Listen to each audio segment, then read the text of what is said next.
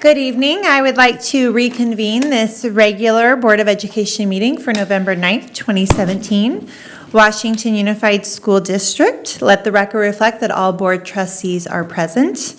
I was late from a field trip that went long, so I apologize for my casual nature tonight. And now we'll go into the pledge. So will Principal Ramos please lead us in the pledge?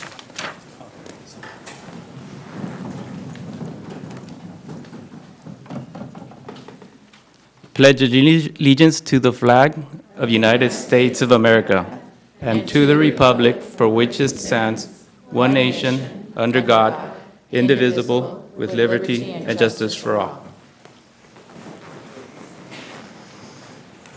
Thank you. That takes us to the announcement of action taken in closed session. We have E1 Government Code Section 54957.6, Conference with Labor Negotiators, WTA, CSCA Management. Information was received. E2 Government Code Section 54957, Public Employee Discipline Dismissal Release. Information was received. E3 Government Code 54956.9, D2, Action Items on Existing Litigation, OAH, Case Number 2017090628, Conference with Legal Counsel. Unanimously, the board ratified a settlement for a special education case. E4, Government Code 54956.9, pending or potential litigation. Information was received. And E5, Government Code Section 54957, Public Employee Superintendent. Information was received. That takes us to approval of the agenda. Do I have any changes to our agenda? Or a motion to approve? So moved. Okay, the motion was made by Board Trustee Akala. It was seconded by Vice President Pizzotti. All those in favor? Aye. And I too vote aye.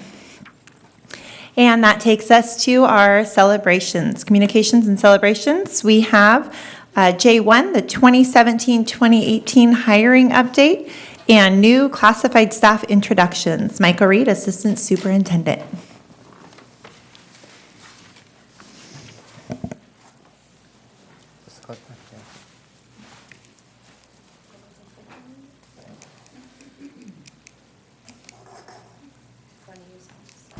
No worries.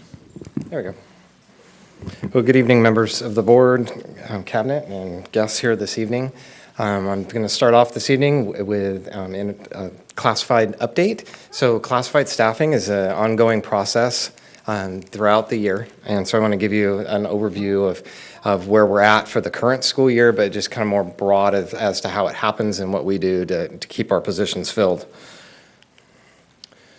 So, like I said, the purpose of this evening is to talk to you and share with you our recruiting, hiring, and onboarding strategies and activities, and also provide some formal introductions of some of the staff that we've hired since July 1 and those who were able to be here this evening.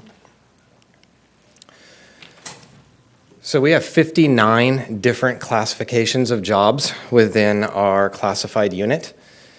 They staff, and we will have anywhere from one person in a classification to as many as 68 in a classification. So it's a pretty daunting task to be able to recruit for 59 different types of positions. And once they're hired, our classified staff work on 8 different types of calendars. So it's a lot to keep track of as well. So some of the strategies we use for recruitment include online postings through EdJoin, Craigslist, and Indeed. We've attended job fairs at Sacramento City College, River City High School, YOLO High School. We also take referrals from current staff, meaning that our current staff find parents or people they know in the neighborhood that maybe have a particular trade or even a desire to work with kids. We use our current substitute pool. Particularly one area that really that comes out of is our custodial substitutes. We get a lot of our full-time or even part-time permanent hires out of our substitutes.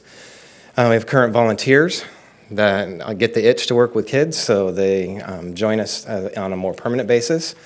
And then last year, you'll remember we enhanced the salary schedule for classified staff by including a bachelor's and a master's degree stipend. And so I've presented here the numbers of folks who are receiving those stipends to encourage that ongoing education and also an appreciation for what they're bringing to us. So the hiring process, and very similar to what we talked about with our teachers when we hire them, is there's a paper screening process involved. Our interviews take many different shapes, anywhere from job fairs to online, in person, or even over the phone. We involve our departments and site leaders in those interviews and all levels of staff to help make solid selections. And that is involved in the new hires, transfers, and promotion candidates. We do reference and background work on all of our classified staff, and just a few pieces of data to help share with you where we're at. So just roughly, we fill about 125 vacancies in our classified staff each year. It's a pretty rough number because it moves each year, and it is different depending on what's going on with the folks that work for us. And then since July 1 of this year, we've had 24 internal position changes, meaning we've had 24 people either transfer, add hours to their current role, or be promoted. And then also since July 1, or actually as of earlier this week, we have about 32 vacancies, but don't get scared about that because it's actually only 15 FTE. There's probably, out of that 32 vacancies, there's probably about 5 full-time positions, and the rest are bits and pieces. Mainly, I would say our noon duty positions and our, what's the other one I'm thinking? Noon duty and our crossing guard positions add up to a lot of the vacant spots that we have because they're very tough to fill. So this is the number of staff by classification that we've hired since July 1. So I'll come back in a few months and share with you what we've hired since this date, because like I said, it's an ongoing process to bring on classified staff. And then we have our onboarding process that we're working on and trying to improve and help our managers to bring staff on effectively. So obviously it starts with an offer of employment, live scan review, paperwork and benefits is done with our team. We have an orientation process that is going to be new. As part of our negotiations with CSEA, we were able to come up with a good plan for enacting the rules around Assembly Bill 119 to do a 3 times a year orientation process with all of our new staff coming on board and get them up to speed on just general items. But then we also have onboarding checklists that our supervisors in the classroom, or not in the class, supervisors at the departments or schools are using to make sure, hey, touch base with your new employees on all these things so that they can be successful in their jobs. Everything from the simplicity of where's the bathroom and the copy machine to here's what you do in this situation with the student and everything in between. We also, and you'll remember in our last negotiated agreement, we provided for a classified professional development fund.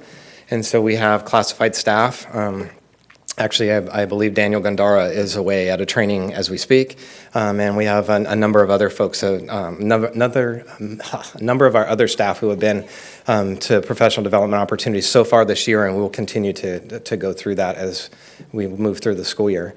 And then that probationary period is very important. In the first 7 months of their work with us, they're provided 2 formal observations with their supervisor to talk about how's it going, what do we need to improve on, what's going good, and then let's keep it going and try to make sure that everybody understands what they need to do to be successful. So we have some adjustments moving forward that we're working on. So we want to expand our job fair presence. There's quite a few job fairs around the area that we could attend that I believe we could pick up some applicants and grow some interest in our district in some of the different classifications that we hire for. I already mentioned the new staff orientations 3 times a year that we'll be doing, hosting with Human Resources, but CSEA will be involved with that as well. Electronic solutions for our onboarding and orientations. You'll remember we purchased or started a contract with Informed K-12, which allows us to do online forms. And so that is helping us with our onboarding and orientation process. Makes it a little more efficient and lets us focus more on the people and not the paper when they come in to do final processing with us. We want to build relations with local trade schools and colleges. Increase job posting exposure on district Facebook and Twitter, so work with the communications department to get those postings out in the neighborhoods so folks can see what's out there and available to help out our schools. A couple of our adjustments we've already made this year have yielded some good results. We are doing HR facilitated interviews at this time. So I have the department has an HR analyst or a member of our team inside the interview. So they're not only focused on what's going on in that interview and making sure it's done in an appropriate way, but they're also able to see all the applicants that are coming in and meeting with us, which can help us grab applicants maybe for other positions in the district, because we're only going to pick one typically in an interview, but there may be 2 or 3 other people in there that could fill other roles for us.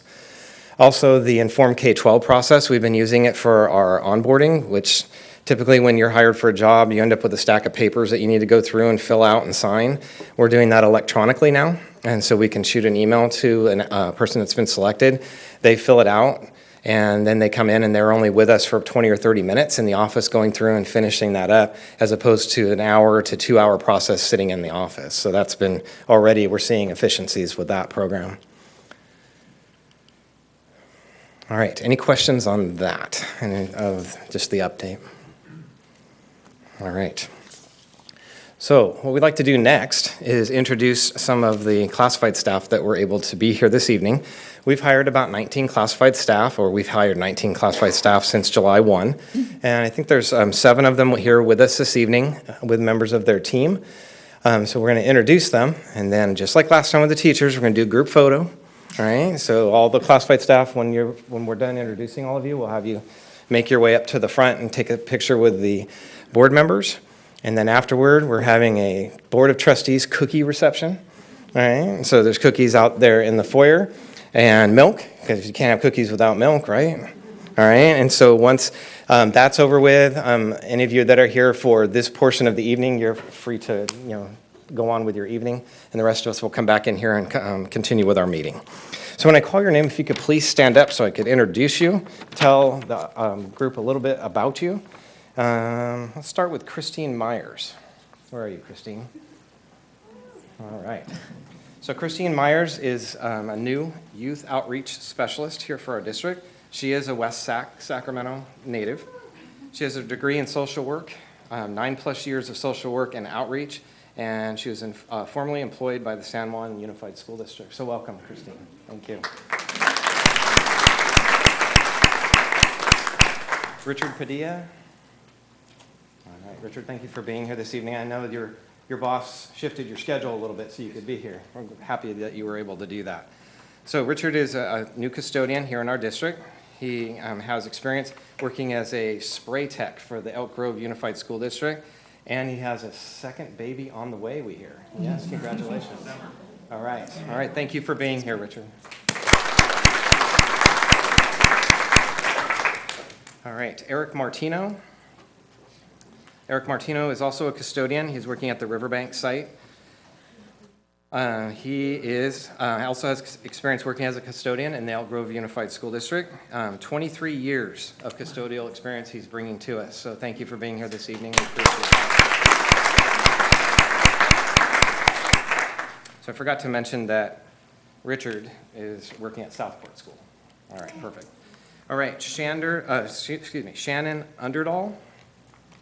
Did I pronounce it right? Yeah. All right.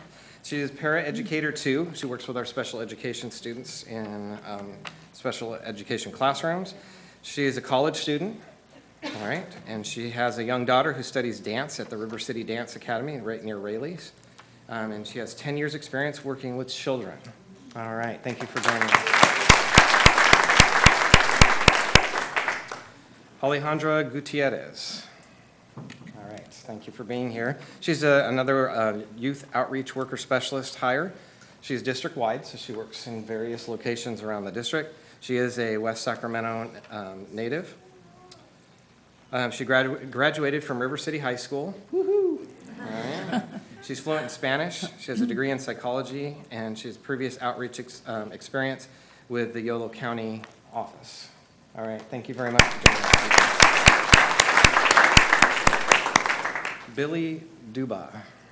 All right, Billy has joined our accounting team in our fiscal services department. He is accounting and budget technician. He has a degree in business administration, 20-plus years of customer service, and most recently, he managed a Big Lots and a Black Friday. Is that right? All right. All right. All right. Thank you for being here this evening. All right. And I saved the hardest name to pronounce for the end. Yes, thank you. All right. Salsala is a home school liaison, working district-wide as well. She's a West Sacramento native. She's fluent in Farsi, conversational in Russian, and she's a former paraeducator for the YOLO County Office of Education. So thank you for being here.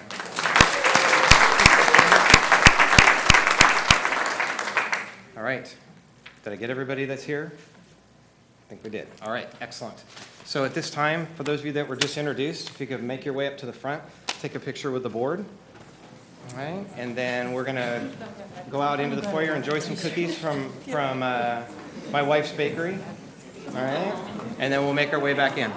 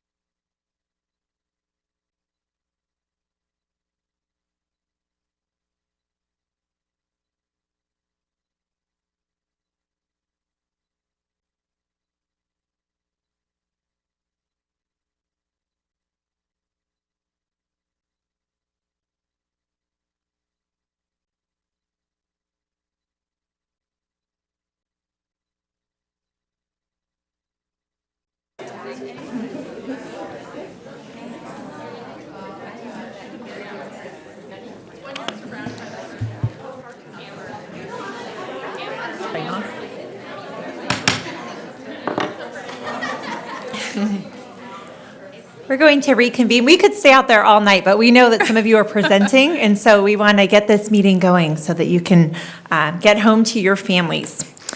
So we have now J2, which is our school report, YOLO High School, and Principal Ramos.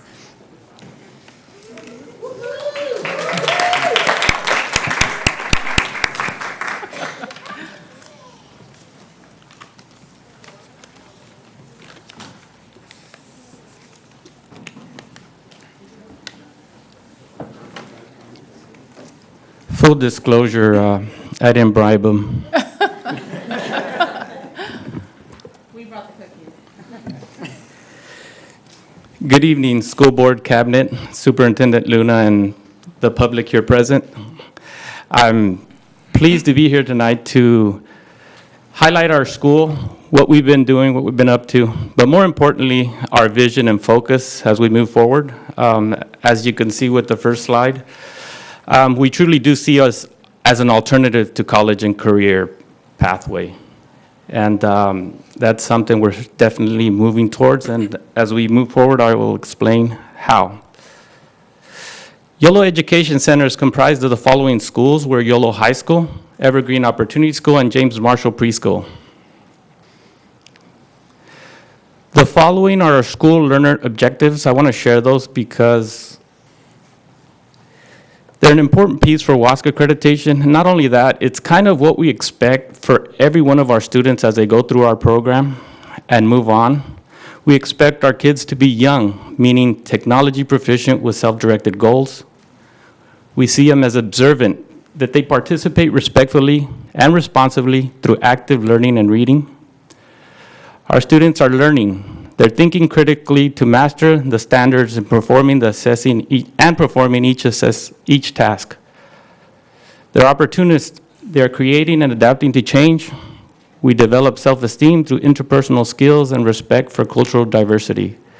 These were created by both students and staff on our most recent WASC accreditation. Next, I want to share the alignment, in essence, of the LCAP district goals with our site goals. If you can see, basically it's a consolidation of 5 in 3. High quality teaching and learning, the first, educational opportunities with 21st century skills, second, and school climate and community engagement. That is also in alignment with our WASC goals, which math and English performance being number 1. These 2 areas are the areas where most of our students are greatest deficiency. So it's their performance in math and English that really dictates how well or if they're going to graduate from high school. Number 2, we're preparing students for college and career through CT exposure, career awareness, and college partnerships. And we're improving school climate and parent participation on campus. So high quality learning, teaching and learning at YOLO High School is bringing in an A3G curriculum adoption. We're in the final stages. This means our curriculum will be the same curriculum River City High School is teaching.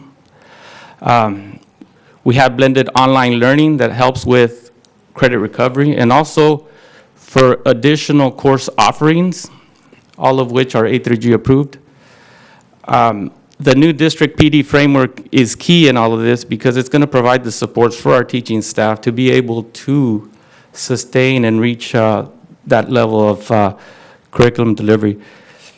MTSS implementation, I want to say we were the first ones up and going, but I don't want to burst my bubble. But we're up and running, and it's showing significant way of identifying, tracking, and making sure that we are putting the right supports in place for the students. They're not falling through the cracks. Technology, we currently have 5 laptop cards, 2 classroom labs. I think we're a little bit above a 2-per-1 student computer per student ratio, which is pretty good. It's proving very important with the new curriculum. And lastly, last but not least, the wet and dry science labs are very critical because in order to offer A3G courses at YOLO High School, we need to be able to have labs so we can include chemistry and biology. Next, I'm going to call on my career specialist, who's a critical role in bringing CTE and 21st century skills to our campus. Sona? Thank you, Mr. Ramos. Good evening, everyone.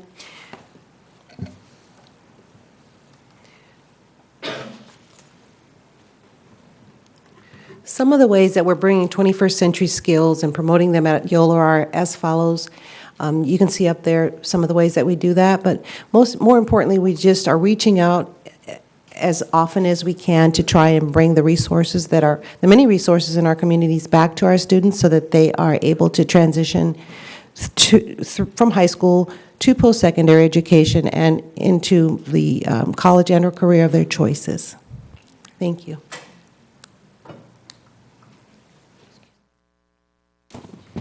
Next, my teacher, Patty Nguyen.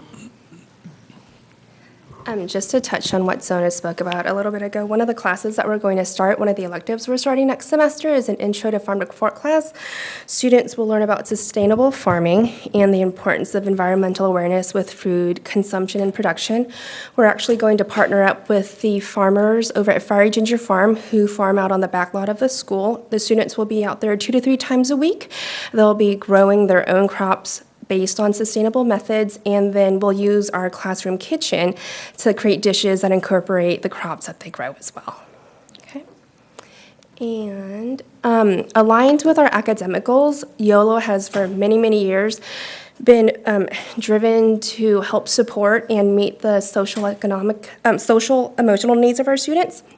And here are some of the ways that we do that. We do huddles.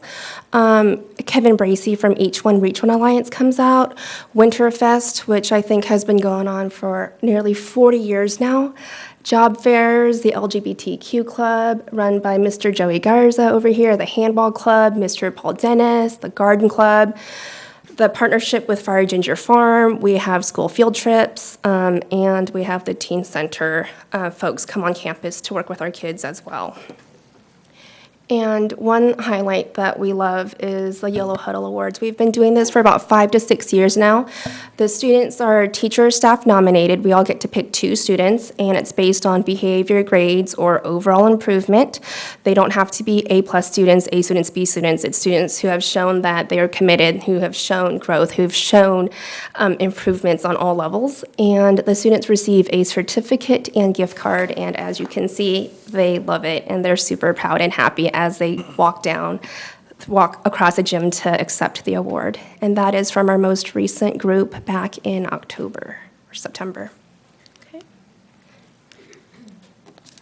So next, what does that mean? I want to share 2 highlights regarding data as kind of where we're at. The current data is discipline data, in particular suspensions that date back the last 4 years. They're in 3 columns.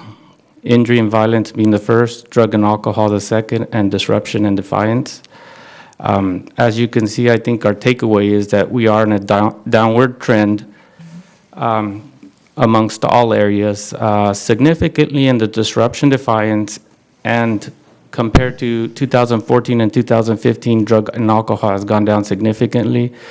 All of this attributed to putting in systems in place, being consistent with our discipline processes and interventions. Next is high school graduation rates. This is really tells us, are we really doing what we need to do for students? If you can see from 2013, 2014, we've almost doubled, which is a significant accomplishment. Means that I think that can we improve? Yes, but are we doing things right for students? I do believe. This is one of the highlights I'm most proud of. But next, I want to invite a couple of my students for them to speak, and are they here with me? Hi, my name is Paige. YOLO has changed my experience for high school and my pathway to college. I did go to River City for 2 years, my freshman and sophomore year, but when I was there, I felt very unsafe and targeted by others. So I told my dad my sophomore summer that I needed to go to YOLO because I thought it would be better for me. And when I went there, I improved my grades, my environment for school just improved. It was very welcoming. My pathway to college opened up. I am now an early grad, and I will be attending college in the spring of 2018. I am glad to say that I'm proud to say that I am part of YOLO because it is an amazing school, and I think it has changed me and all the students for the better because the students have a very special connection with all the staff there, not just one teacher here and one teacher there, it's everyone there, and they're all connected between everyone. Thank you. Okay, good evening, Board, Cabinet, Superintendent Luna, and community members. My name is Erica Macias, and I was voted in as president for YOLO High School this year. I decided to attend YOLO my junior year by choice from River City High. I would hear such negative things about YOLO from other people.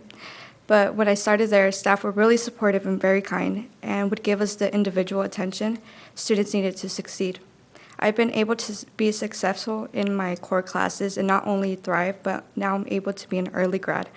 On my journey attending YOLO High School, being a part of leadership, I've gotten to meet students and their very diverse backgrounds. I learned why they're attending YOLO High. Finally, I'm able to enroll in my dream college promptly, Hillsong College in Australia, by 18 years old, where I will be studying music and leadership and living my dream life.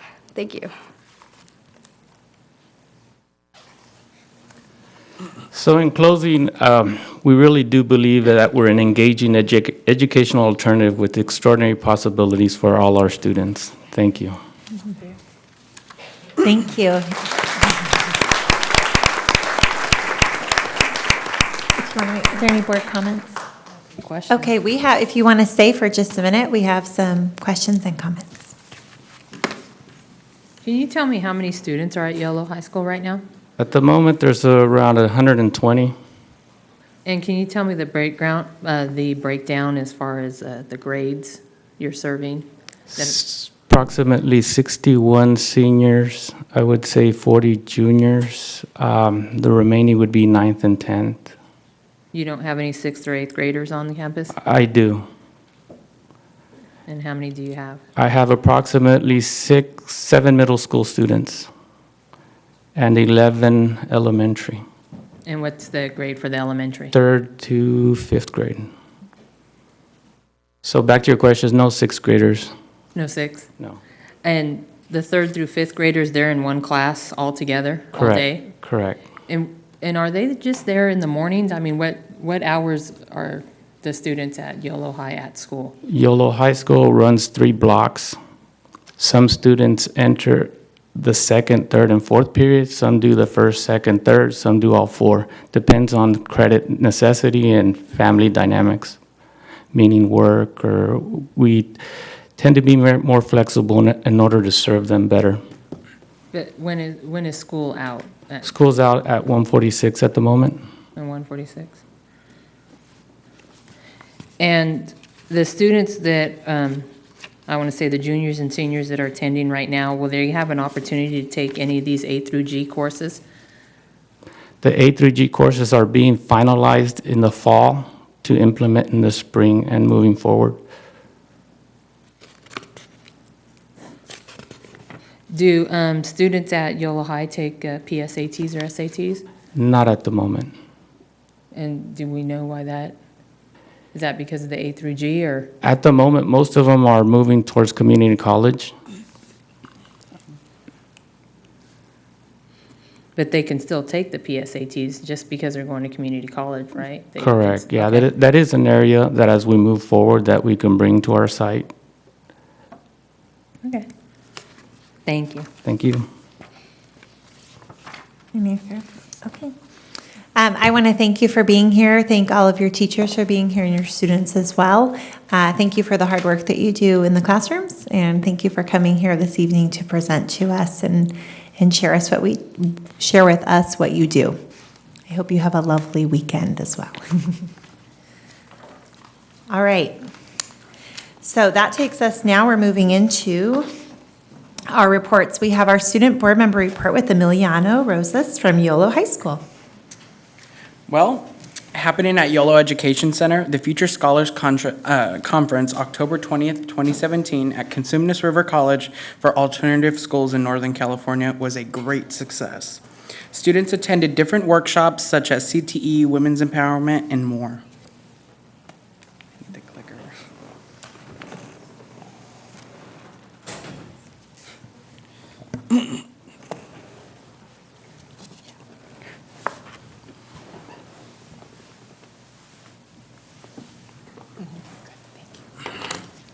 Mr. Miller's Club 530. Club 530 kicks off next month, where students grill over 10 turkeys for YOLO's 35th annual Winterfest. YOLO students and staff would like to thank Superintendent Luna for stopping by our site. YOLO finally has social media. Thank you to Mr. Ramos, Mr. Garza, and to myself for making it happen.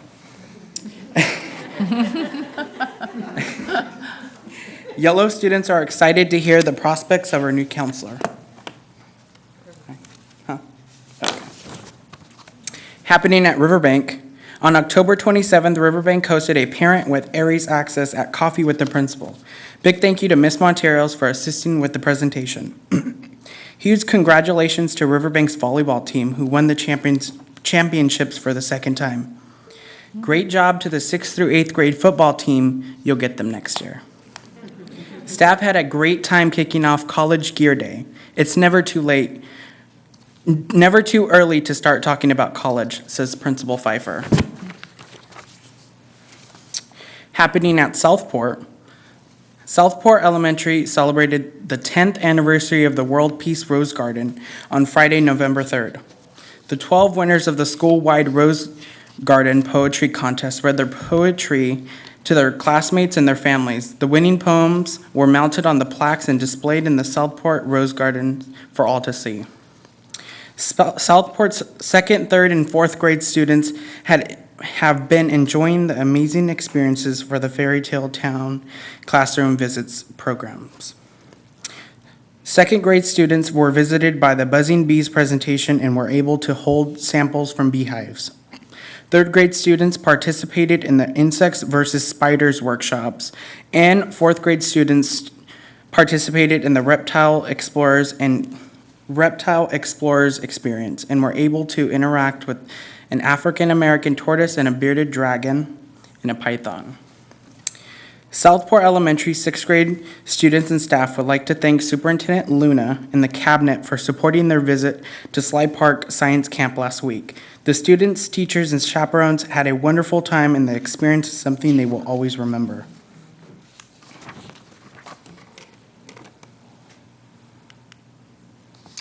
Happening at Stonegate Elementary, huge congratulations to the 6th through 8th grade flag football team and their coaches on their victory in the championship game as they beat Riverbank Otters in a 19-13 win on the River City football field. Congratulations, team, coaches, on a wonderful season. It was great seeing staff, students, and parents cheer on our team. Next up is basketball season. Happening at Washington Middle College High School, on October 25th, all 9th through 11th graders took the PSAT as a part of ensuring they are prepared for college. October 27th, all students took a half-day field trip to the California Museum with different plans for each grade level. After the field trip, Washington Middle College High School hosted their first Halloween movie night. This all-age event featured 2 movies simultaneously, one for the little monsters and one for the teens. A costume contest, trick-or-treating, Dia de los Muertos activities, and more. It was a huge success, and they are already planning a winter holiday event. Tuesday, November 7th, was the single-day WASC initial accreditation visit. It was less intensive than a full visit, but no less important. They are hoping for the maximum 3-year initial accreditation. November 7th was also the SCC Financial Aid Night to help seniors set themselves up for success after graduation. Thank you to the staff at Sacramento City College for their time and support. Washington Middle College High School would also want to remind the community and the board that students will be in school on Monday, Tuesday, and Wednesday of Thanksgiving recess. Thanks to all WSD staff from MOT, Food Services, and Ed Services who will continue to help them keep pace with their college schedules. And lastly, River City High School. River City's junior class had their annual RC's Got Talent show. The winners were Delilah Tactall, Elisa Rodriguez, third, Gabby Ina, and Tiara Sason. For upcoming events and activities, RC is trying something new by adding awareness days during the time they participate in Pennies for Patients. Monday, November 13th, Suicide Awareness, wear yellow. Tuesday, November 14th, Men's Health Prostate Awareness, wear light blue. Wednesday, November 15th, Breast Cancer Awareness, wear pink. Thursday, November 16th, Stop Bullying, wear dark blue. Friday, November 17th, Leukemia Awareness, wear orange. And now for a brief sports update. Girls tennis, the River City Lady Raiders continued their winning ways to the CIF playoffs and first round action. The Raiders knocked off Tracy 8-1. In the second round, River City beat Roseville 7-2. This Tuesday, the Raiders will take on the Granite Bay with the winner heading on to the section championships. Now for water polo.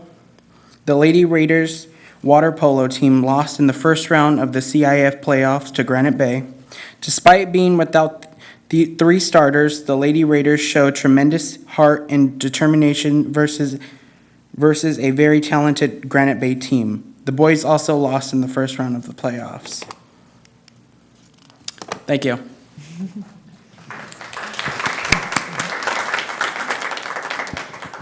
Okay, thank you, Emiliano. You have the most to read of anybody here, and so we always appreciate you, and I know you spend a lot of time on it, so thank you. That takes us to the WTA report with Don Stauffer. Good evening. We are very concerned about what we're hearing going on at Alice Norman. And to be honest, I'm not sure that we have the resources there now to make sure that everything works out for the best, and that we're hoping we can work towards a plan to make sure that site can be as successful as it can be. And we also have an upcoming dilemma. It's our understanding that the online credit recovery program used at YOLO is administered by the K-12 charters. This is an out-of-state for-profit charter system that was recently fined $2 million by the state of California for irregularities in attendance, accounting, and other problems handling money. Currently, the K-12 system is embroiled in a conflict with its teachers, who voted a year and a half ago to organize into a union. They've been attempting to negotiate a contract ever since then and have been unsuccessful, and they have voted to strike. If they do so, which would happen soon, that puts us in kind of a delicate position as fellow union members. Do we help our students as using these systems when we have our fellow union members out on strike, or how do we handle that? So anyway, that may be coming up, and I just wanted to give you guys a heads up before anything happens. And with that, I hope you have a good day off tomorrow, and look forward to talking with you soon. Thank you. Thank you. Okay, and then that takes us to the CSEA report, and I don't see anyone here. Okay. All right, so next we have our public comments. At this time, and if anyone does want to make a comment at any time, we have our blue slips over on the side, and we just ask that you submit a blue slip before the end of a staff report, before we begin our discussion. The board respects the right of members of the public to speak to us regarding matters on the agenda and other matters within the jurisdiction of the board. However, it's important for members of the board to recognize that comments regarding students other than the speaker's own children made during a public board meeting may be legally actionable as a violation of student privacy. Both state and federal law prohibit the board and others from discussing confidential student information in open session. To this end, be advised that if you reference a student's name other than your student, you will be out of order and your comments may not be protected by the privileges that protect public speech. You could be found liable for such comments in legal proceedings. Furthermore, it's important for the public to understand that negative or derogatory comments made against district employees or others, even those made in a public board meeting, may be actionable civil defamation. As such, the board reminds the public that the district has existing board policy that allows the public to lodge a complaint against a district employee. This policy provides a comprehensive procedure for reviewing and responding to public complaints. This process provides a more thorough opportunity to be heard than is allowed under open meeting law that governs this meeting. And public comments are limited to 3 minutes. Our first public comment is London Weller. I know you've waited a long time tonight, London.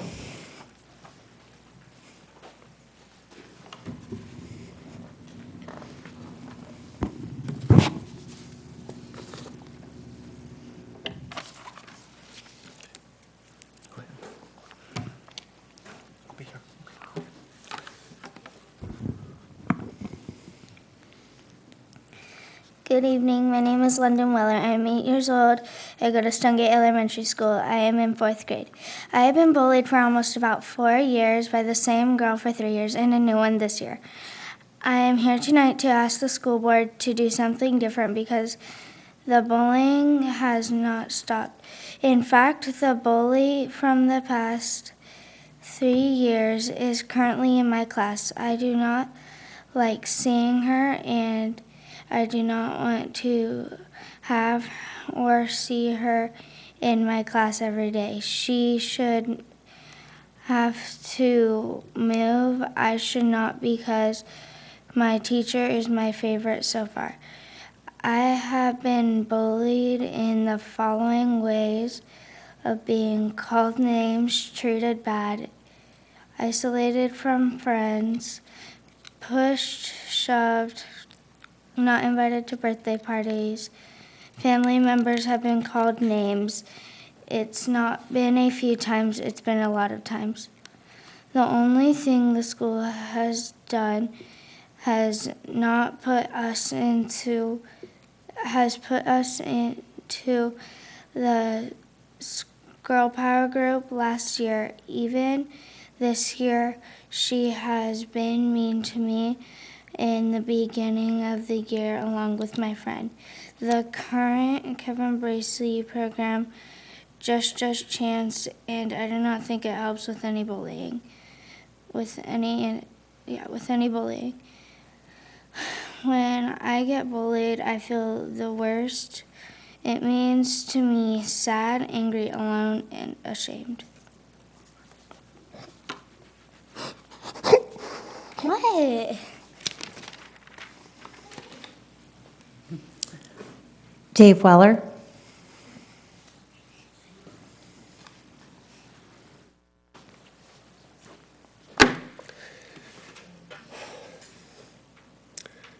Now that you've heard about London's experience in being bullied, here are some things you need to know. London is a sweet, kind, caring, sensitive little lady. She was always smiling, very verbal, interactive, and amazing personality. It would be hard to find kids that would say bad things about her because she cares, she helps. Oh yeah, for the last 2 years, 100% attendance. She's the youngest donor ever on record for Locks of Loves. For the past 4 years, she has used her birthday as giving events to donate stuffed animals to the West Sac Police Department so they can give kids on emergency calls.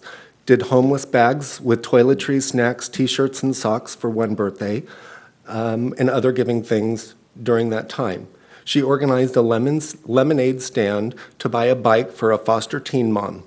She's in Girl Scouts, help with community functions such as trash pickups. She's been to gay parades, LGBT festivals, multicultural events like the Pacific Rim Festival, the Sikh festivals, political rallies, protested against haters and Nazis. She's been a support of Big Sister. She's even enjoyed helping as a foster sibling. She has friends of every race, religion, gender, even a few Republicans. She empties the dishwasher, takes out the trash, learning how to cook, not so good with cleaning her room. But all of these positive attributes, and she still gets bullied by kids that threaten with the power balance, verbal assaults, emotional assaults, and social isolation at the school and in the community. It's taken 7 weeks to investigate the repeated verbal and emotional attacks from the bullies, not the 2 to 3 weeks that was reported by Jerry in the last session. She went through many questionings and coercion sessions by school administration. There were 4 of 6 of the bullying complaints that were quote-unquote sustained. FYI, my daughter did not come home to school in partial tears. She did not want to miss partial days. She was not excluded from partial parties. There were not partial insults. There were not partial names. She was not a partial experience. She did not have partial isolation. I did not give her partial hugs. I did not wipe away partial tears. We did not do partial talks about Mean Girls. She did not do partial anti-bullying groups. She is a whole individual and deserves not partial validation for being wronged and bullied. And no, she does not need empathy training or lose more instructional time to tame the unchecked bully by doing another group that doesn't work. You know, I've heard a lot about partial Thank you, assaults, Mr. Weller. It's partial been 3 harassment. minutes. You know, maybe it's time that you guys do some more listening and more action. Do your damn job. Thanks, Linda, for returning all the phone calls and emails. I guess your system is broken. Okay, that takes us into our board and superintendent comments. And our first comment this evening is with Trustee Wong.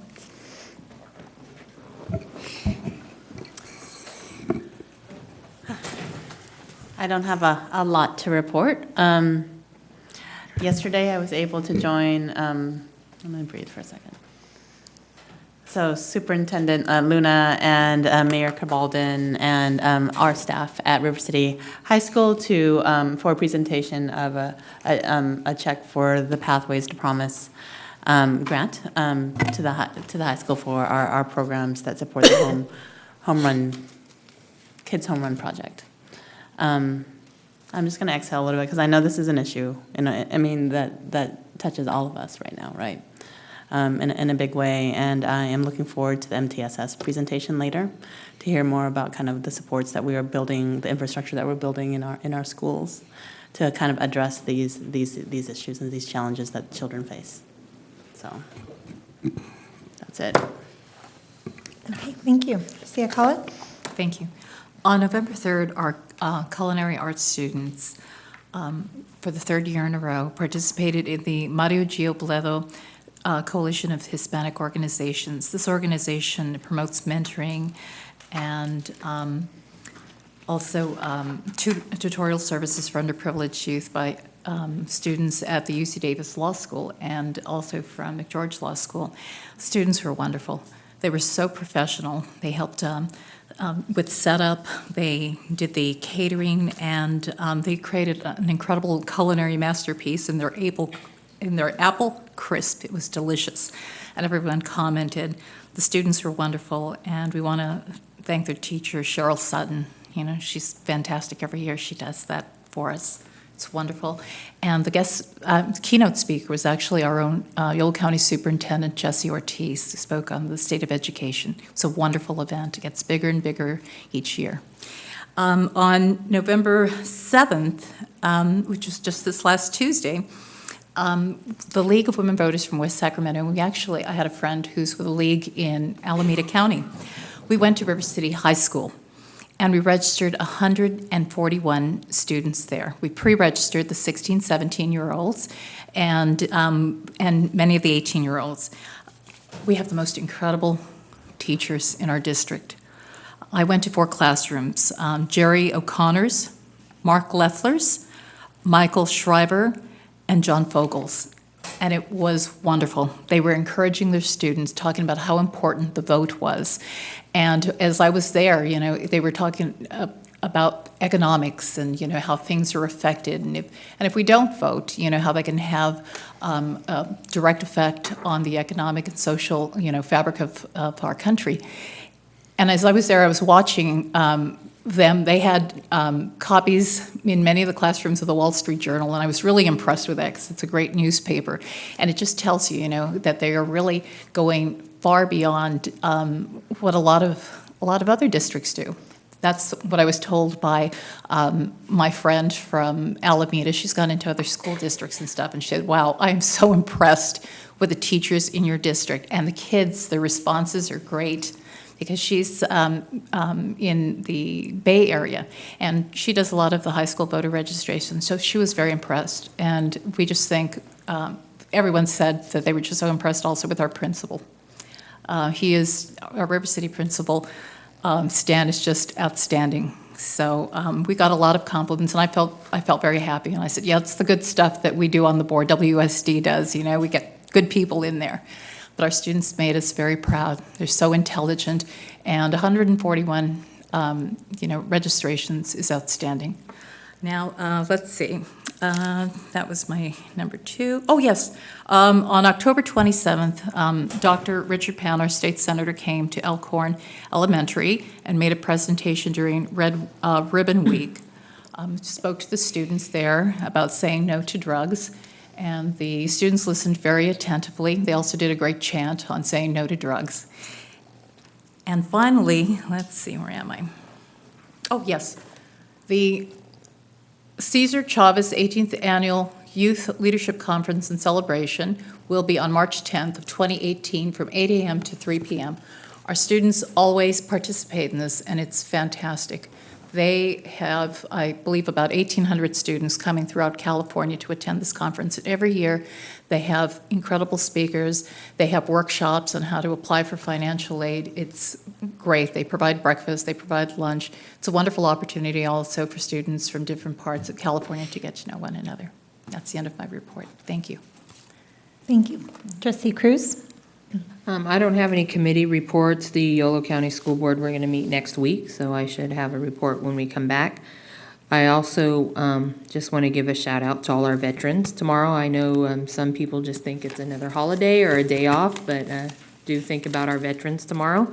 And also at River City High School, they have their annual African American Leadership workshop that's always been well attended in February, and this year it is limited space, so if you're interested, sign up early. Thank you. Thank you. Vice President Bisotti? I don't have much to report, as it seems like for the last month now I've been on the road traveling for my actual job, my daytime job.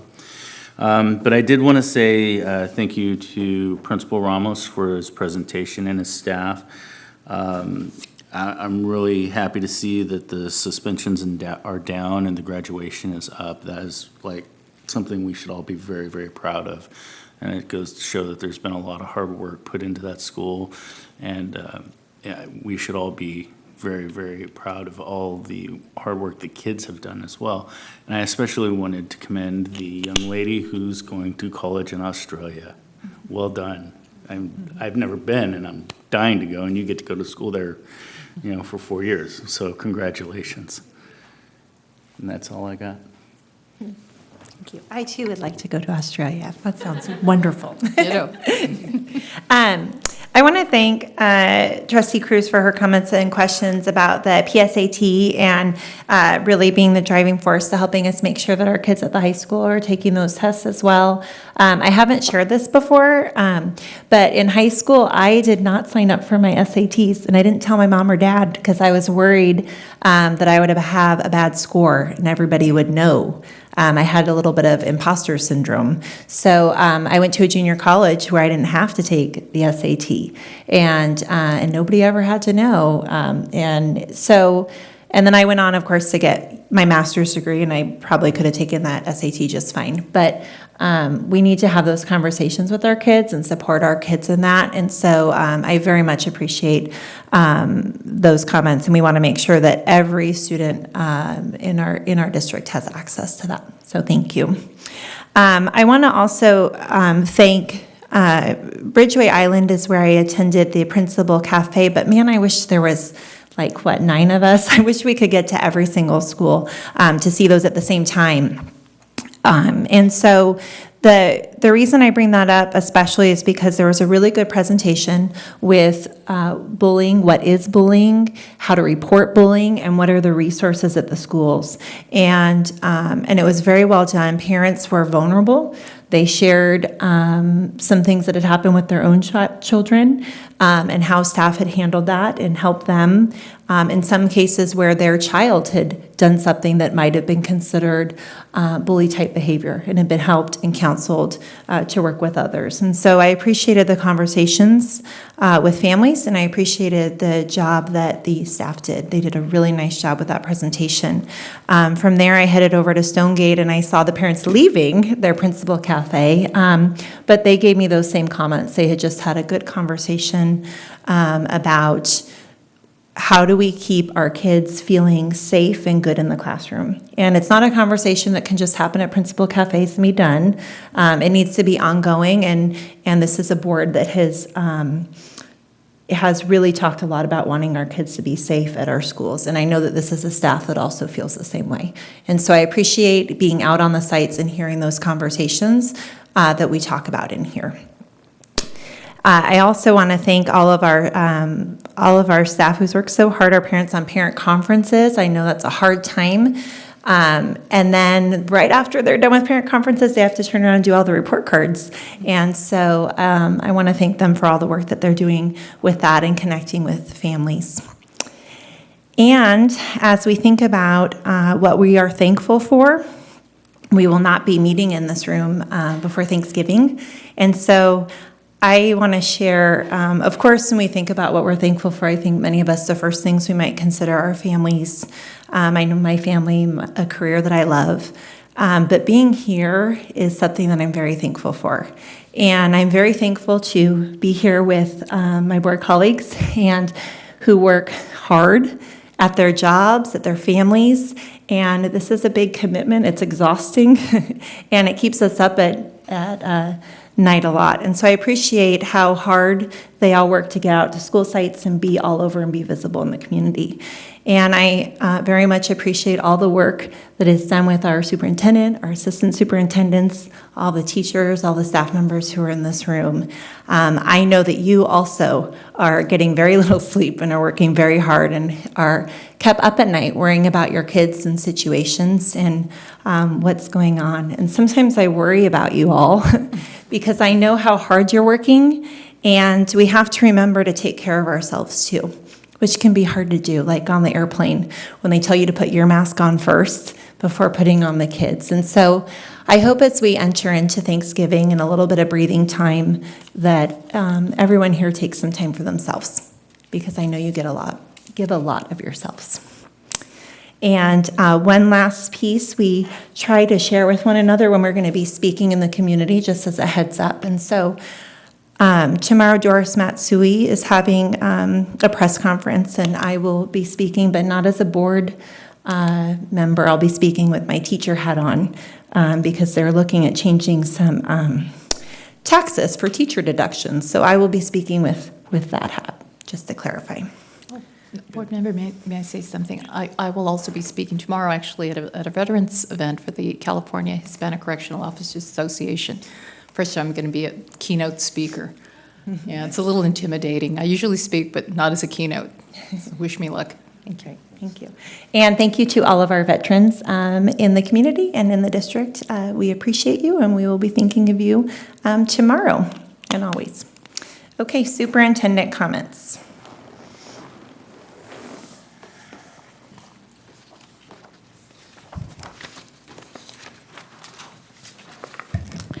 Thank you, President Kirby Gonzalez, Board of Trustees, staff, and guests. This evening, I do have actually a very, very short update, but before I do that, I'd like to begin my update with a celebration of a young lady who's present in our board meeting this evening. I was made aware that we have a person who's going to be on TV on Monday between 12 and 3 on Channel 40, and she's going to be representing not just herself and her fine skills, but also she's a student from our Bright Culinary program and from Washington Unified. So I would like for you to meet, is it Simra Hyatt? Come on up.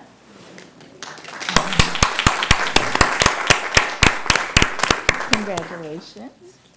And so I think it would be also appropriate if we came down and took a picture with her, because we have a certificate of achievement for her. She was the winner of the Farm to Fork cooking contest. She's going to be cooking what she won on Channel 40 on Monday, on November 13th on TV. So we want to wish her well as you go on TV on Monday, and why don't we give her some positive vibes by taking a good picture. She was also fantastic. She participated with the Mario Giobledo students. Thank you.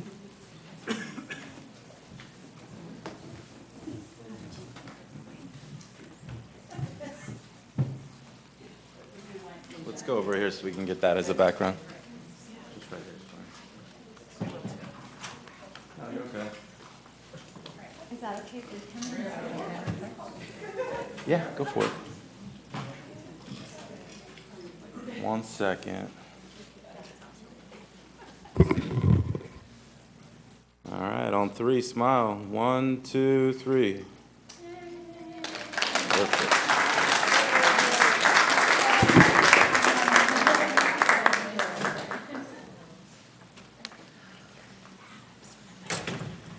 It's always good to celebrate our awesome kids, right? Oh, wait, not talking to anybody.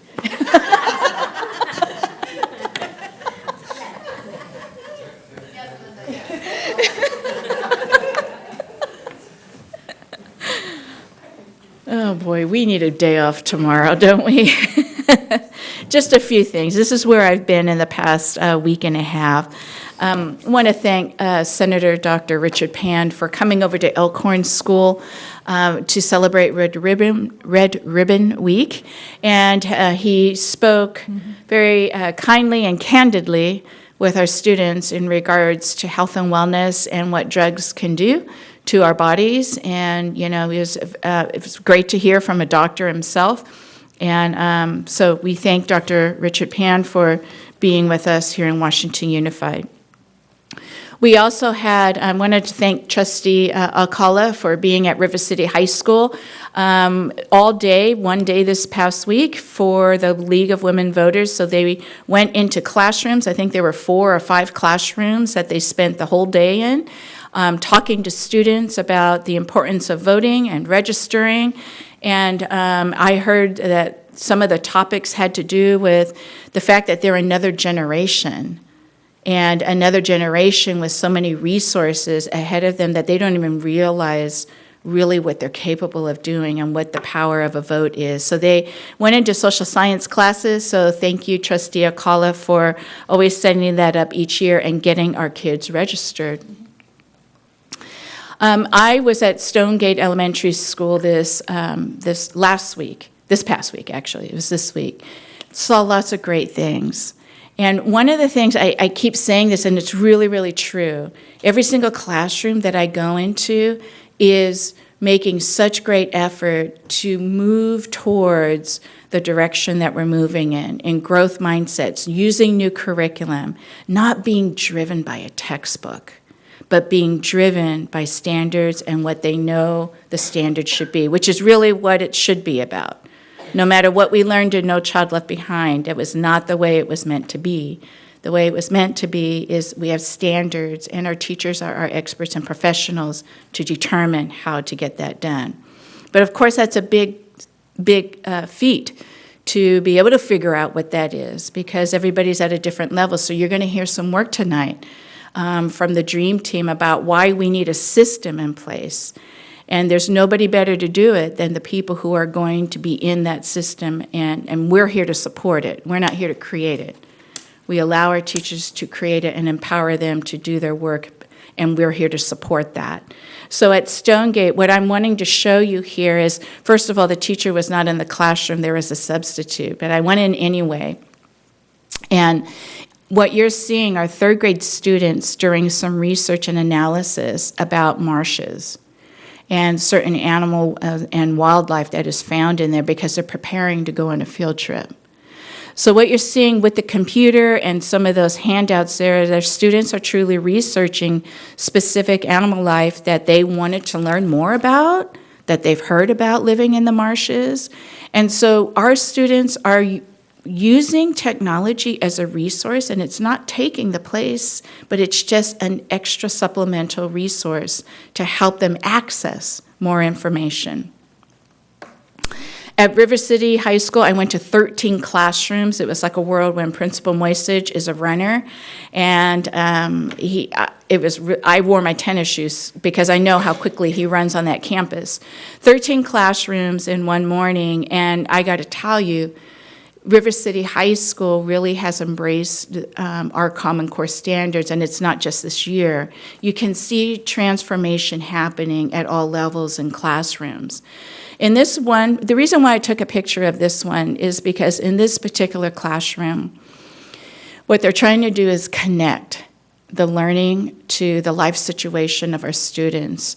And that prompt right there, how do individuals find his or her place in American society, which is completely appropriate for the students because we are so culturally diverse here in West Sacramento and in our district.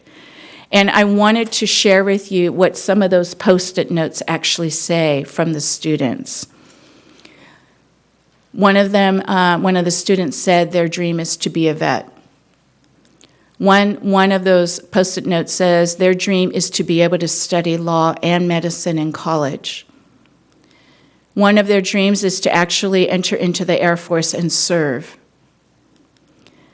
And another is very simple, to just be kind, honest, and a good friend to people. One that I just kind of stuck out to me on that bulletin board as I was visiting the class was just to live in a world of peace with less fighting. Sometimes kids really say it the best, don't they? And so that then is a prompt to engage then into other studies. This is just the beginning step of building that background, because it's building background is about what do you know, what do you have inside of you that you can now apply to your learning. I went and spent a day with Washington Middle College High School, and I gotta tell you, high school students, they're most of them are bigger than me. And so when I go on a high school campus, I like to go during passing periods and lunch periods because I just kind of blend in and I get to really see what's going on. They don't know me, right? I mean, they see a badge on me, so they probably think, oh, okay, that's just another teacher or maybe a staff member, maybe a substitute because we've never, we don't recognize her. But I went to Washington Middle College High School, and I want to thank Principal O'Neill for my visit because when I got there, he put me in front of the entire student body. And he gave me some questions to talk to the kids about. And the kids sent me questions about how did I become a superintendent, and I was pretty candid with them. Nobody really wants to be a superintendent. And so when they looked at me, they said, really? And I said, and so then I entered into the part of you have to figure out your passion and your calling. And we talked about a calling and why high school and college is so important because it helps you form what your passion and calling will be. So we talked a lot about that. We also talked about challenges. They wanted to know what my challenges were as a superintendent.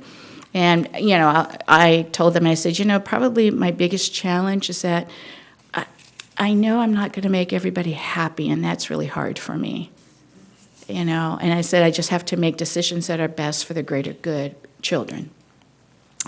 They asked me some very, very good questions. And the kind of question that really hit home with me is hitting home with them. One student asked, have you ever been discriminated against? And how did you get through that to be a superintendent? So I was able to tell my story so that they could understand they're in control of their journey. So we talked about my 4th grade year when I realized that I was different. Because I was, my girlfriend, my new girlfriend came. We were trying to get picked for kickball, like everybody else does, right? You pick teams. And she said, you know, you should just sit down, Linda. And I said, why?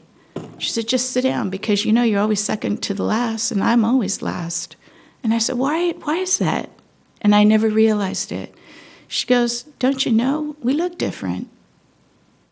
And that was true. In my elementary school, her and I were the only ones with black hair. So we talked about discrimination, and then they asked me, well, are you discriminated against now as a superintendent? I said, you bet.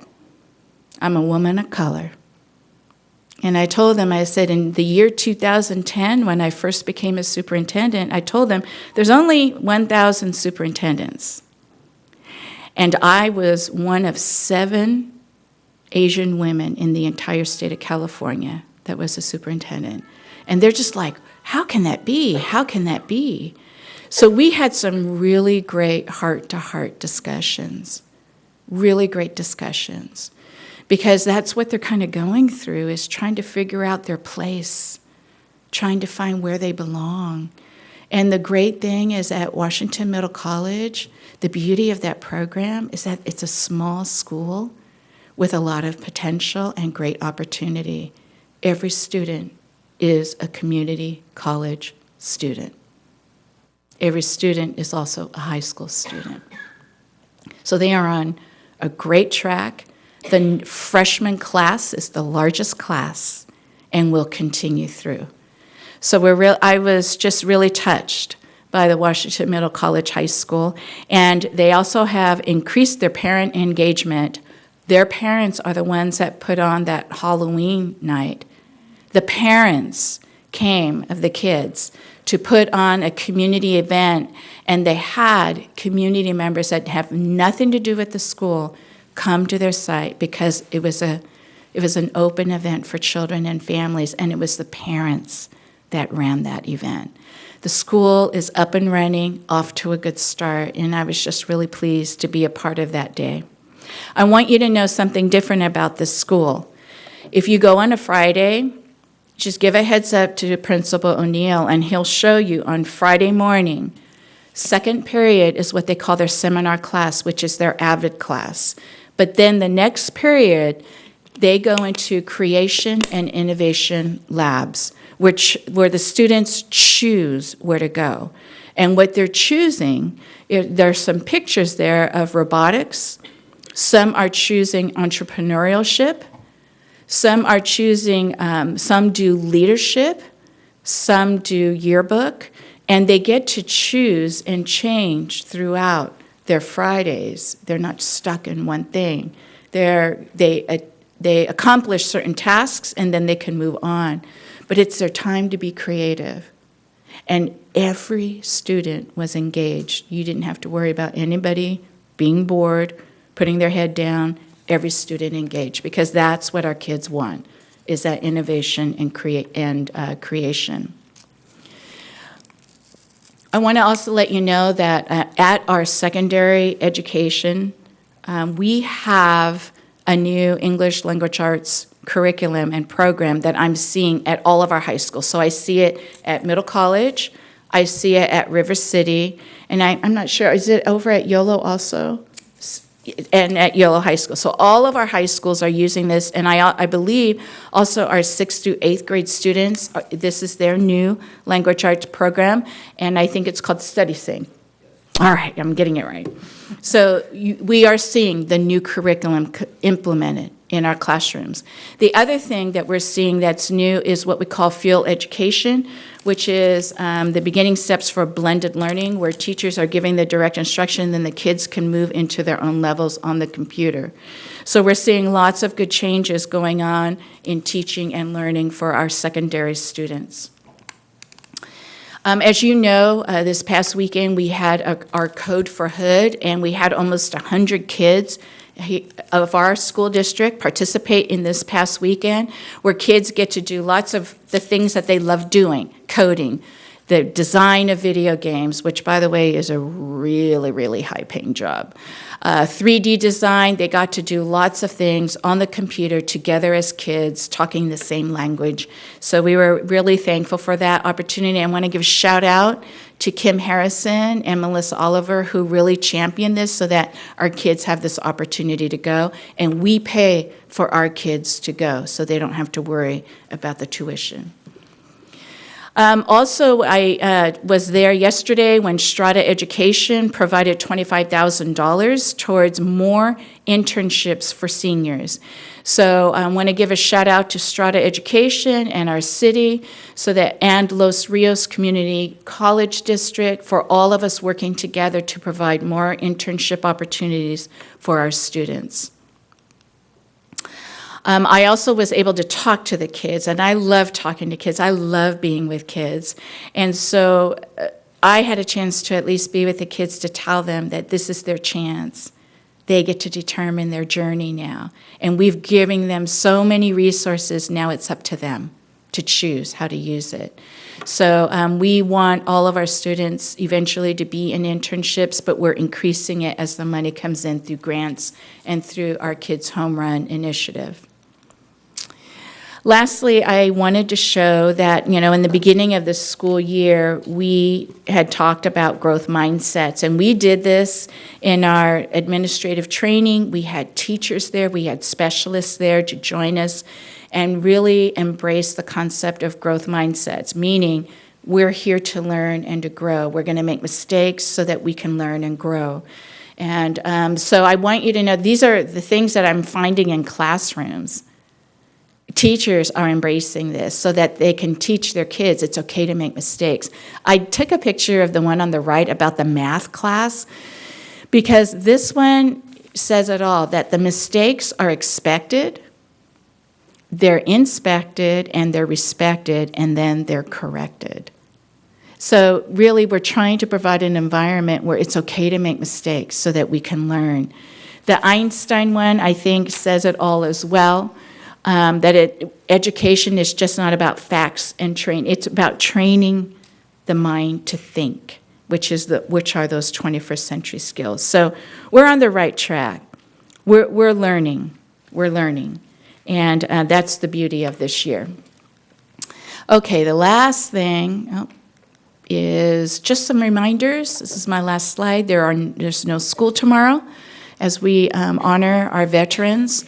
I also wanted to let the board know, since we don't have a board meeting until December, that the River City Dance Show is next week. You can choose either the 15th or the 16th.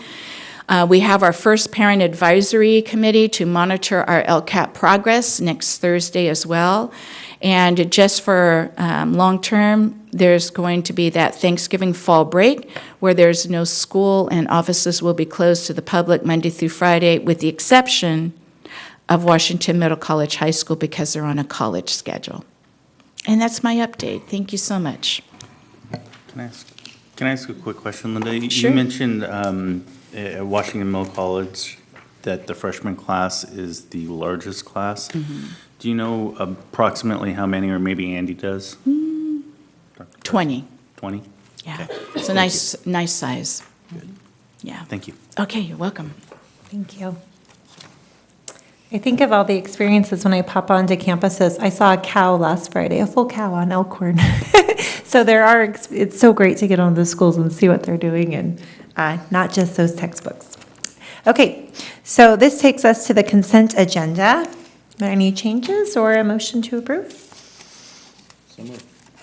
Okay, motion was made by Vice President Pizzotti, seconded by Board Trustee Akala, and all those in favor? Aye. I too vote aye. That takes us to the public hearing. 01, Sunshine of Washington Teachers Association, additional bargaining proposal to Washington Unified School District with Michael Reed, Assistant Superintendent of Human Resources.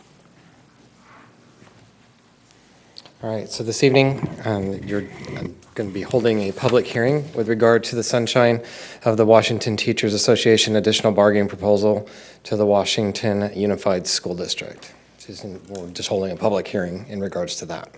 Okay, so I'm opening the public hearing, and I am closing the public hearing. Okay.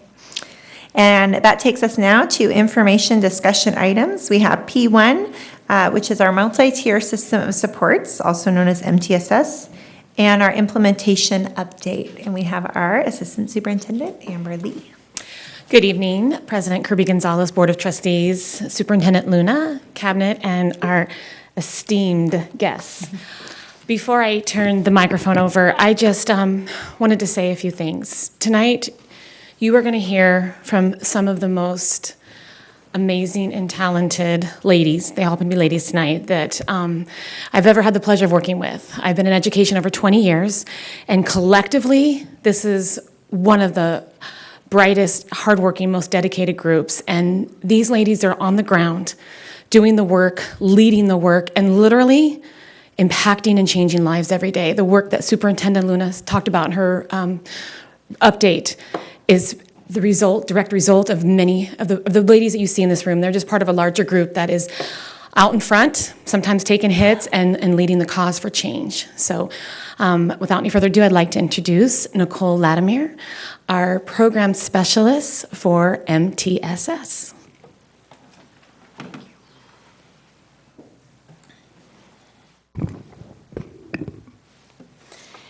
Good evening, Board President Kirby Gonzalez, Board Trustees, Cabinet, and guests. I'm here tonight to give you an update on where we currently stand with MTSS in Washington Unified School District.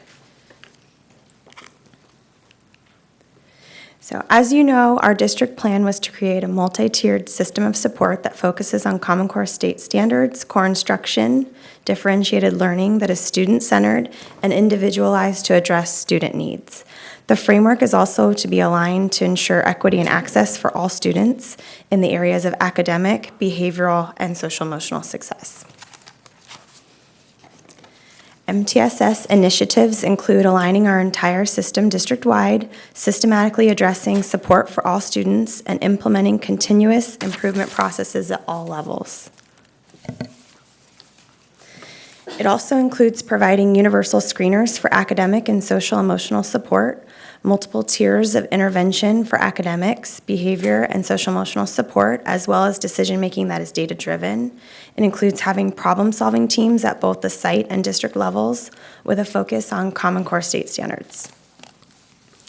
So why MTSS? With our students as our why behind everything that we do, we needed to make some changes to ensure we addressed all student needs.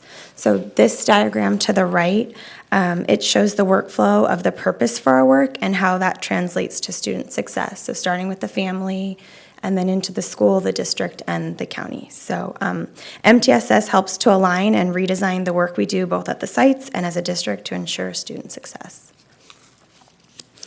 We've been able to offer quite a few professional learning opportunities and program awareness opportunities so far this year. So we gave a very broad overview of MTSS and what our district focus would be for this school year at our Welcome Back meeting in August for teachers. And we've provided PowerPoints at all the site collaboration meetings, and administrators have gone over those PowerPoints, giving small pieces at a time. We've had MTSS district task force meetings bi-monthly, and we have also been utilizing Edivate, which is our new online professional learning platform. So Edivate has many different learning tools, but the one we're currently focused on while introducing the platform is the utilization of videos for learning. And so we've created presentations that are shared district-wide to facilitate discussions regarding student needs.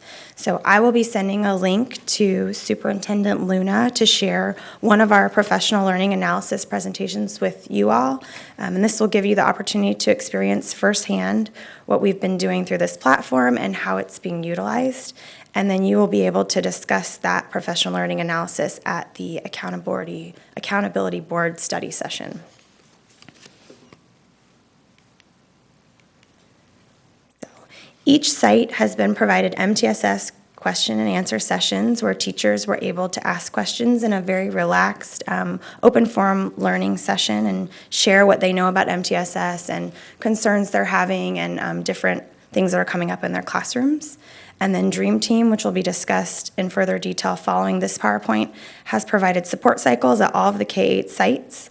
We've also completed monthly learning by doing activities at all of the district leadership meetings. And at these meetings, we teach the administrators and department directors, and then they take that back to their sites and departments and provide it to their staff. So now we're going to take a look at where we stand with each tier currently within our implementation. So Tier 3 is our district-wide focus for the 2017-2018 school year, and Tier 3 represents the students with the most intensive needs for support and intervention.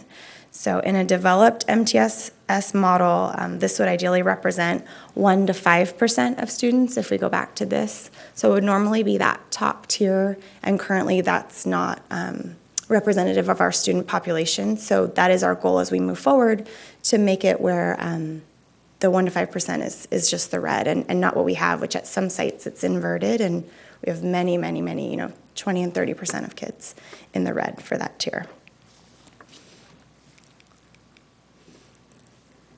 Tier 3 teams are meeting a minimum of 3 times this year, and they will develop action plans for each student who has been identified as Tier 3, and they will also be able to identify larger problematic areas or strategically target deficits and teacher concerns. So for example, if at one site many students are being identified as Tier 3 specifically for comprehension needs, then they can target that as a grade level or as a whole site and change instruction practices. And similarly, at one of the tier team meetings, actually just this week, as student needs were being discussed, there was an observable trend of students who had been identified as having autism. And so the teachers and team members in that meeting were sharing that they felt like they could use some more training and focus in that area. So I've already got the ball rolling with our special ed department to provide focused instruction and resources to that site so that they could address those student needs. So this slide shares the team members that are specific to Tier 3, and those team members all sign a confidentiality agreement so that we can ensure student privacy as we discuss issues affecting these students, their academic success, and overall well-being. So this is a sample action plan for 9th through 12th grade, and the next page in your packet is a full-size sample because that's pretty small. But for this action plan, all the high school principals got together to provide input for their form and what they felt would be beneficial to teachers for identifying students in need of support. So after that, the form was taken to several teachers to look at and kind of determine and provide feedback on whether or not they felt like that form would be beneficial, and then the interventions to include on it, the most frequent interventions. So they use the front side to identify students, and then they go ahead and create their plan together on the back side. So moving on to Tier 2, this represents students who are in need of additional support outside of basic classroom instruction. And for this school year, this tier is being supported through district-wide initiatives already in place, such as before and after school intervention, reading intervention specialist support, small group targeted instruction. And then on the social emotional side, students are continuing to be provided support through small group and individualized counseling provided by outreach specialists and social workers at the sites. Team members may include administrators, teachers, social workers, counselors, outreach specialists, and it also includes any other positions listed up there that may have a lot of direct student interaction that could be beneficial in those conversations when discussing student needs. Tier 1 focuses on core curriculum, the California state standards, and the frameworks, as well as school-wide social, emotional, culture, and climate. So basically, Tier 1 is kind of our first line of defense, academically and social emotionally. It's just best first instruction in the classroom, and that's supported by school-wide initiatives.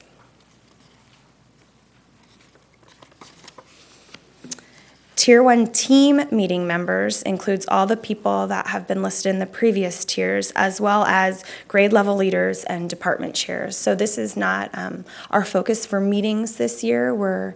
They're working in their grade levels on their own, but next year this will be the model, and that will include grade level leaders as well as department chairs. So Tier 1 team members include all Washington Unified staff in every capacity. We're all here to support the achievement of students. So from teachers to admin to food services, transportation, we all have a hand in student success and achievement, and we all support Tier 1. Specifically, Tier 1 academic work is being supported this year through the units being created and implemented by our Dream Team, and they'll provide more detailed information in just a few moments. This is a list of a few of the next steps moving forward with MTSS. We're going to have feedback sessions for the first round of Tier 3 team meetings. We've put together a universal assessment team to discuss the future assessment tools for this spring as well as for next school year. We have our second and third rounds of our Tier 3 team meetings already scheduled. The first round is to be held by, the second round is to be held by February 21st and the last round by April 18th. And there'll be continued professional learning opportunities provided to teachers based on specific tier team meeting findings at each site.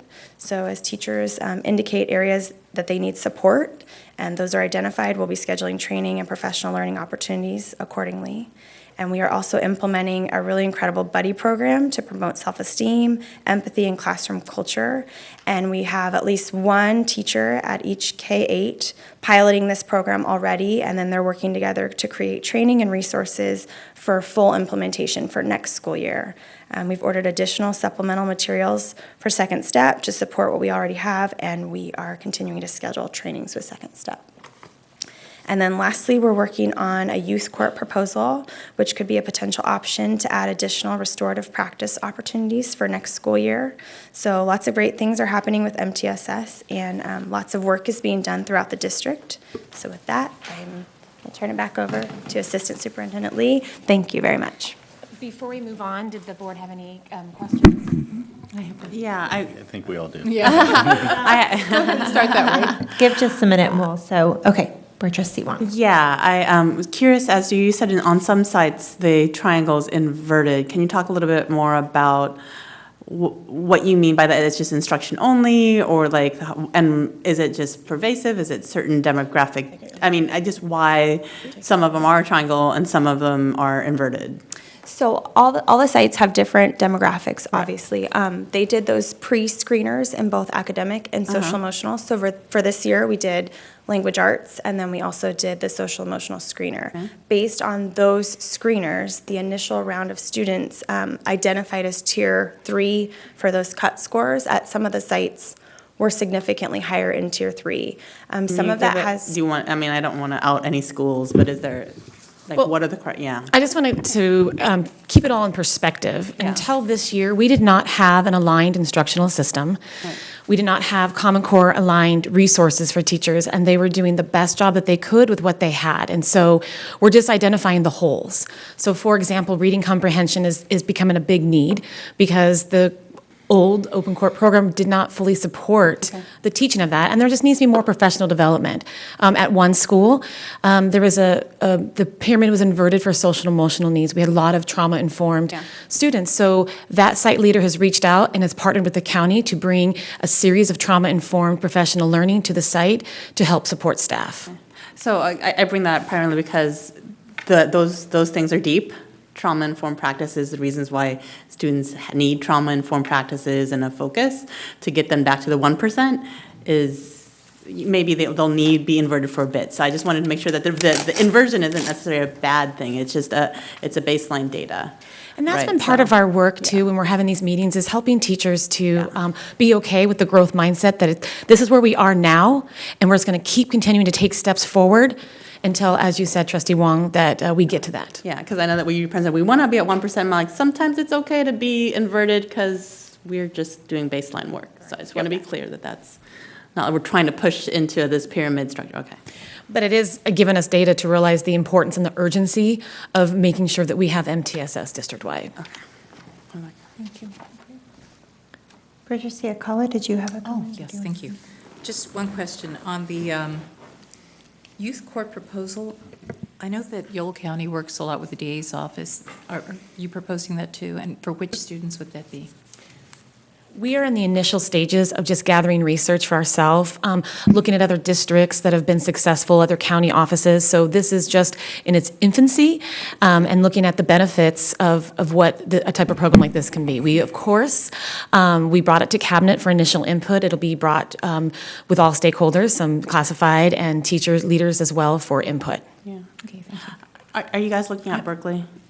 Excuse me? Are you looking at Berkeley's model? It's one of the kind of Absolutely. pioneers of restorative Yes. justice that's youth-led, that Yes. is fully youth-run, and it's had remarkable kind of. And we're also very fortunate to have the experience of Dr. Parsons, who has worked with youth court in his previous district, so he's bringing a lot of expertise to our initial research. Fantastic. Thank you. Okay. That Vice President Pizzotti? That pretty much was my question, is what did you envision this youth court looking like, if you had any ideas already? Let us do some more research, and we'd love to come back and give an update before we implement anything for next year. Any comments? Okay, thank you for this. Some of the things are so small, but so, oh no, sorry, come back. Sorry. Some of the pieces are small, but so impactful, and I think about like the buddy program and how much students love that and look forward to that, and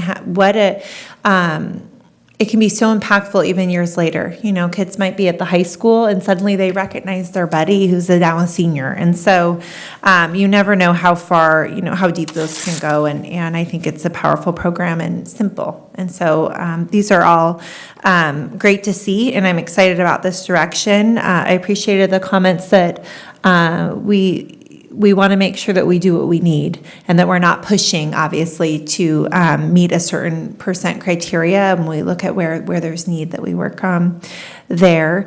And as my question for you is the pre-screening paper, is there one also for the parents, or would that maybe come down the road in an SST type situation? Do we have something? Would we move to that also to add to it? Do you envision? Yes, that's something that we're exploring, and also that usually tends to come out more in the SST, and it's more tailored to specifically what the needs are of the student. And currently we do some of that with like the Connor rating scale and different types of activities, but yes. That might be one I would just recommend looking at moving forward, and maybe it is just with the SST paperwork of what does that parent feedback look like, or guardian feedback, because that can be really eye-opening. And then my only other comment, MTSS is such a big umbrella. You have so much that you're doing. I want to remember that we also keep in mind our students who are outliers who really need that extra challenge as well, that they don't sometimes fall into the role, not here, just universally, sometimes fall into the role of teacher, classroom, helping the student over here and making sure that they also get their needs met, because sometimes they're also in that 1% or so that really stand out and need extra challenge. So I appreciate that comment, because we were very intentional in the planning of MTSS to include our GATE students as part of that pyramid, because as you said, often they can fall through the cracks or be forgotten. And so for the first round of MTSS meetings, they also were completing the, I'm going to get the acronym wrong. DEP, Differentiated Education Plan, for all the GATE students. Perfect. Thank you. And I just want to also thank you, President Kirby-Gonzalez, for your comment about finding balance, because as you can see, this is a lot of work. And that's one thing I'm trying to encourage Nicole, because she's been working incredible hours to make this all happen and get this off the ground. So, thank you. Thank you. I know this is a big lift. And please let us know if there's more supports that we can help with as a board and as a district too, to support this work, because it's important. Okay, thank you. Yep. Okay. Without any further, so then that will take us.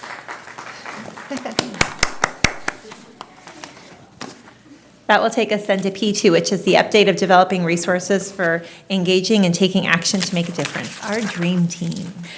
So before we begin, again, just a few words. You're going to hear next from our three teachers on special assignment for curriculum and instruction, explaining the process and kind of a brief overview. And then I just put it out there at one of our dream team meetings. Would anyone be interested in coming to the board and just speaking from the heart? And I think it's just a testament to the dedication and the passion of this group, because I had an overwhelmingly response. I had to like turn people away because we'd be here all night. And so we even have people that, I mean, this is their Friday night. They should be home with their family, but they're here to share with you their stories. We even have someone who had to postpone her birthday celebration to come and talk about this. So I'm so grateful for this team, and I'm grateful for their site. Are you inviting us to your party afterwards? It's tomorrow night, downtown. No. Can we sing happy birthday? And I just wanted to also acknowledge their site leaders that are here as well, just to show that this is such important work, and we believe in these teachers, and they're on the ground doing the work. And so how it's going to work is the TOAST is going to give a brief overview, and then I've asked several of them to come and just give a 1 or 2 minute speaking from the heart about the work. I also asked 2 teachers specifically, 3rd grade teachers from Riverbank, to share some samples of that work so you could see it. And I wish I could have asked all of them, but again, our goal is to get out of here before midnight. So just one example. Sometimes we don't make that goal, just. It's 10 p.m., right? And then we have to vote you are till going to 10. be blown away by the work that they are doing on behalf of our kids in West Sacramento. So I'm so proud of them. I'm just bursting. So I will be quiet now and turn it over.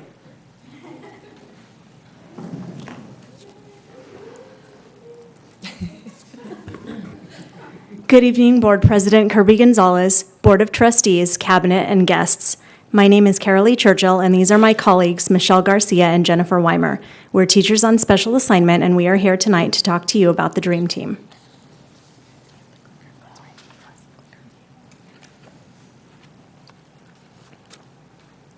The acronym DREAM stands for Developing Resources for Engagement and Taking Action to Make a Difference. This team is composed of teachers who applied, went through an hour-and-a-half interview process, and were selected to be trained in the rigorous curriculum design, or RCD process, to help create common units of study and assessment for Washington Unified. These teachers have been meeting since July to do this work. They have spent countless hours on their own and with their grade-level partners. They are also being released 8 times this year to work with our thought partner and consultants from the International Center for Leadership in Education, or ICLE.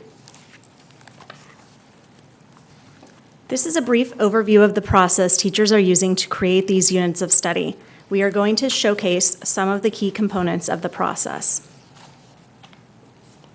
One of the most important steps in the RCD process is to unwrap the standards. To do this, teachers analyze the wording of grade-level standards to identify embedded concepts and skills, asking, what is it that we are really asking students to know and be able to do? The purpose of this is to ensure understanding of the rigor of the standards and what is being asked of students. While unwrapping the standards, teachers circled verbs and underlined the nouns and noun phrases representing the teachable concepts. This comparison illustrates the major difference between our old content standards and the Common Core state standards. Both standards are asking students to look at illustrations in the text, but the level of rigor in the Common Core state standards is much higher. This is why unpacking the standards was such an important component of the RCD process. We want to make sure the work we do with our students is matching the rigor of Common Core. So this here is a 6th grade math example.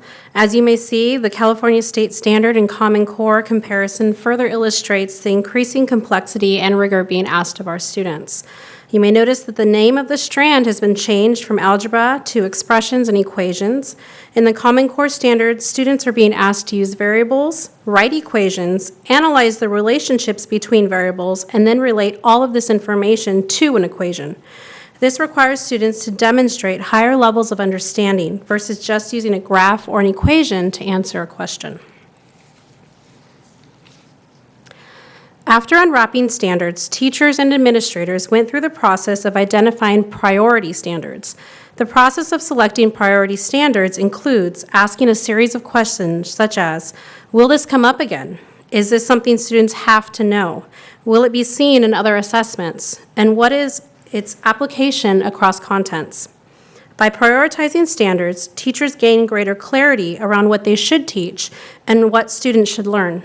This process promotes the development of better assessments and helps identify the concepts that require more time and support to teach. The end goal being that teachers are given the ability to focus their curriculum, instruction, and assessments to help all students achieve.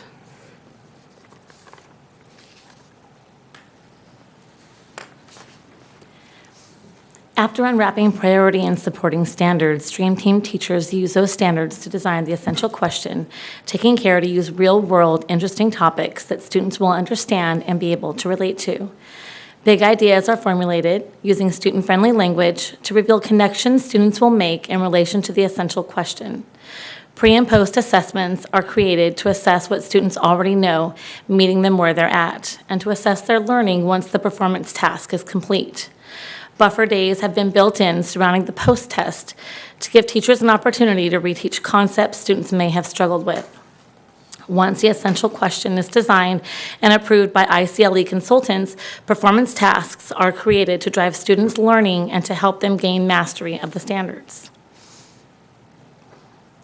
Support cycle meetings have been calendared throughout the school year, giving Dream Team teachers an opportunity to share their work with their grade level teams, to build capacity within their grade level, and to gain support in adjusting and designing the units.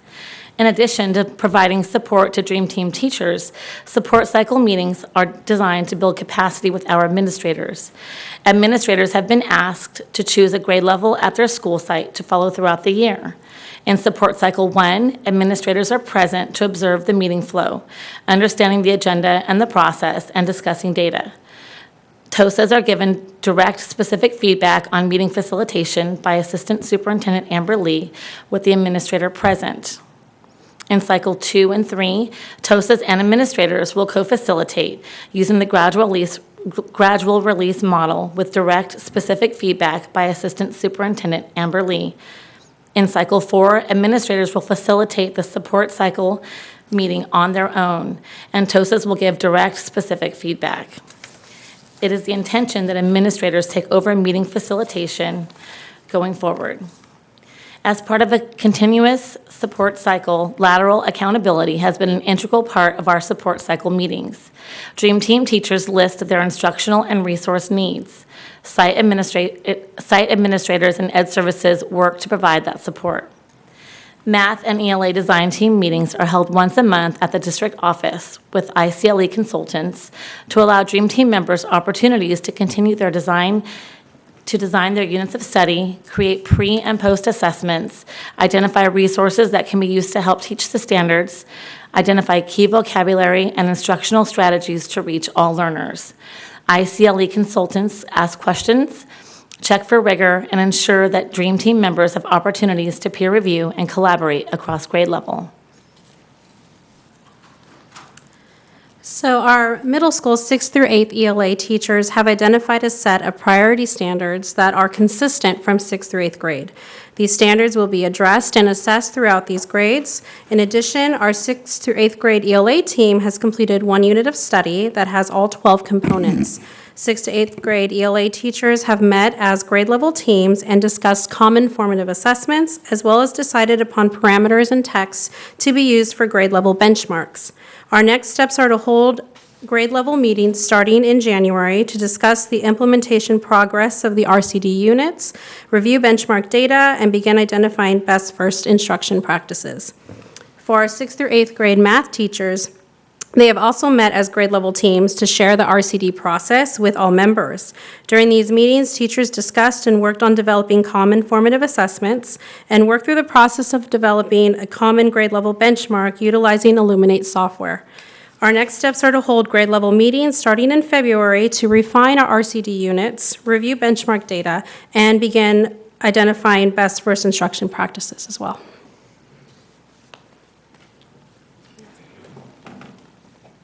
And at this time, I'd like to invite up our Dream Team members.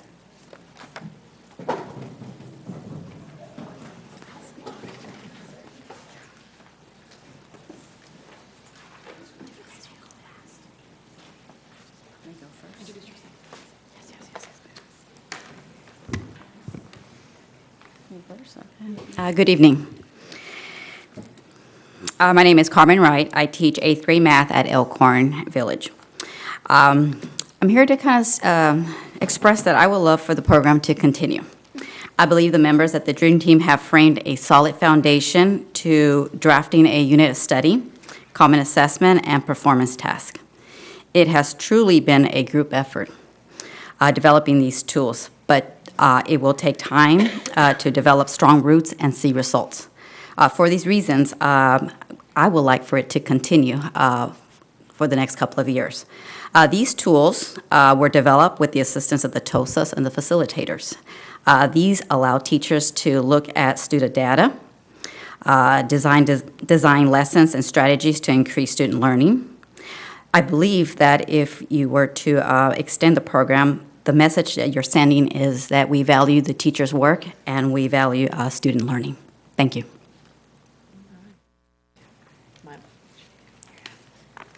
It was me, it's my birthday.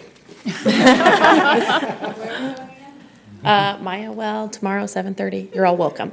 You know this is videotaped. You may have lots of people there. We're keeping it, To all the keeping viewers. it cash. It's going to be fun. My name is Maricela Romero. This is my 9th year teaching 8th grade English at Elkhorn Village. So I've been there, since it was Holtz, and then it was nothing, and we worked as much as we could as a team, especially since we're so isolated, to try and create things on our own, to try and implement Common Core when it came through. And then I piloted last year with Study Sync. I was the only 8th grade teacher who piloted Study Sync, and I pushed really, really hard for that adoption. So I have a year of experience with that. Now I'm in my year 2, but going through this RCD process, it's a whole different thing. And it really has taken my knowledge and my instruction to this whole nother place, a whole nother level of rigor, of engagement. It's pretty fantastic. My knowledge, understanding how to prioritize, and really working with my team of all 6th, 7th, and 8th grade teachers to come up with these units that are just pretty fantastic. Run into any one of my little 8th grade kids, they will tell you all about Unit 1. They are loving it. I think I shared with Amber the other day, Aaron Smart, our tech guy, was in trying to fix my projector, and the bell was getting ready to ring. All right, kids, we got to start cleaning up. And the kids went, "Oh, what?" I was like, "Thank you. You see this? That's RCD right there." He was like, "Whoa, what just happened?" I was like, "They love it. That's what's going on." So it really just, that engagement, that level of rigor, it's at a whole different place, right? Takes the teachers to the next level and really brings the kids along with it. And I firmly believe that teaching and good teachers, you're constantly evolving, you're constantly refining. RCD lends itself to that model. Without that, it's never just perfect, it's never just done. You can't live here because we keep going this way. With this process and with the ability to meet with my team members, the things that I can bring to my students are just so much better, so much more engaging, and I mean, you could see the growth. You can really see the growth. So I'm with Carmen. I'm going to go ahead and really push for the support of this and to help us keep doing this because it's pretty fantastic. And you're all welcome to come in anytime and check out my kids working in these different units. My name is Stephanie Nunez, and I'm also from Elkhorn. I teach 5th grade, and I've been on both the 4th grade and 5th grade math dream teams because I recently switched grade levels. I also had a transition last year to this district. From my last district where I brought 9 years of experience, now I'm in year 11, I saw this process used before. So I have a different lens because I've seen its success, but it's a work in progress. This is a living document, and it's my 2nd time, so it's kind of a testimony. I've seen it work. So I'm really excited that it's being brought to this district, and I think this is going to bring us up to pace with a lot of other districts in this state, and I'm looking forward to being a part of this. It's an honor to work with these amazing educators, and I have grown from their expertise, and I think that this is a transition that will help our scores and help our students learn and be successful in their futures. Hello, good evening. I'm Yolanda Saka, Program Specialist. So I'm the oddball in this group. I'm not actually a teacher in the classroom teaching, but I've been able to work with this awesome 5th grade team on the math team. So we did start our work this summer. And my notes are on my phone, so I'm not texting while I'm up here, just so you know. The RCD process has provided the team the time to unpack those Common Core standards and really get to know what the expectations are, not just for the students, but for the teachers to deliver those lessons. That's where I got the most value in this. Also, it's given teachers in the district the opportunity to gain that knowledge on best practices, on how to deliver those lessons, but not just at their specific site. It's across the district now. So when we say Washington Unified, it really is Washington Unified, allowing our students to succeed in all areas. So with that being said, I think my takeaway from this opportunity is the collegiality that's come out of this process, the acknowledgement of what's happening in all of our classrooms, and now knowing that if one of our students moves from one site to another, we know what's happening at all of our sites. So thank you for your time. Good evening. I'm Jean Struthers, and I work at Bridgeway. And it's been a pleasure to be on the Dream Team and truly get to know these people and work with them. And so when I started to think about what I wanted to talk about, to tell you the most important aspect of my learning in it, I really started to think, okay, the standards are a given, you know, unpacking the standards, the delivery of the instruction, the pacing, all of that's important. But for me, I walked away with the most important concept being working with other schools. Teachers are often in a bubble when you're in your own classroom, but when I work with the other schools, I now really feel a part of that. All of the students are our issue.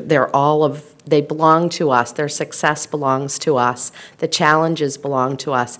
So by listening and working with Alcorn, it's like I listen to their needs, they listen to my needs, and then together we really are trying to put together the needs for the district. So I think that's the most important thing for me, is the recognition that all of the students belong to all of us, and that there really is now this effort to kind of bring all of those needs together into one. So thank you.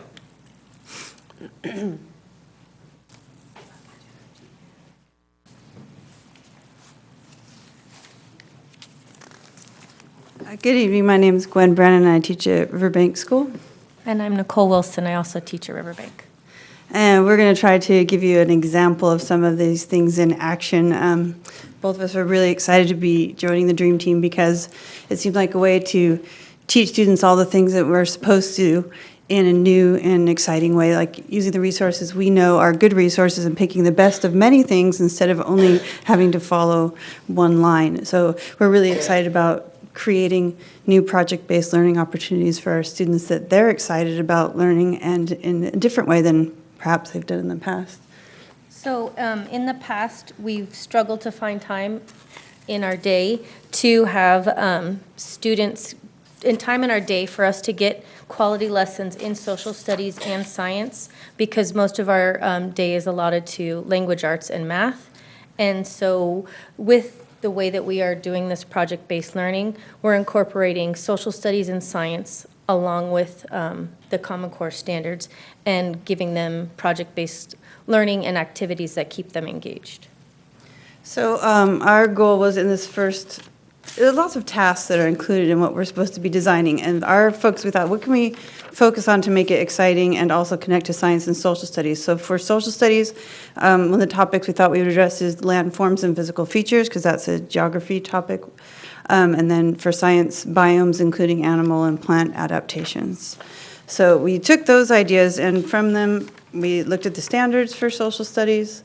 Okay, this is the physical and human geography. We looked at the next generation science standards to see what we needed to talk to about plants and animals. We also searched through the new Wonders curriculum and thought, what selections in there really show students how to kind of digest informational passages and how to write about them and understand also like research practices and using our new technology that we have in the classroom. How can we put all those things together and make something exciting and new? And with this, we also wanted to focus on headings in informational text. We've noticed and how they can use that to help students find the main idea and details. Oftentimes we realize students just ignore those and go on to keep reading and don't really pay attention to the captions and the headings and all of that stuff that in the text that they think is just extra. So we focused on that. We've seen an improvement in their note-taking skills as well as their comfort level with technology.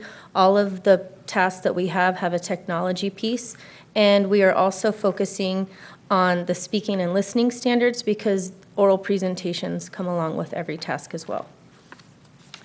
So just to share with you the scenario that our students are working on, we tried to incorporate something that could be applicable to real life, and this is the scenario they're working on. It's the federal government is cutting funding to national parks in California and is determining which park to cut from the budget. The parks on the list for them to potentially eliminate are Joshua Tree National Park, Point Reyes National Seashore, Yosemite National Park, and Redwood National Park. Senators are seeking input as to which park to cut, and you and your team decide to work towards saving one park on the list. Your team will have to research their chosen national park to learn as much as you can to construct your presentation. So we have this in separate segments, one related to social studies, one related to science. Also, as you can see, it incorporates persuasive writing and their presentation skills all at once, but something we feel is topical. And one of the more exciting things is most of our students are begging their parents now to visit national parks in California because they've learned about them.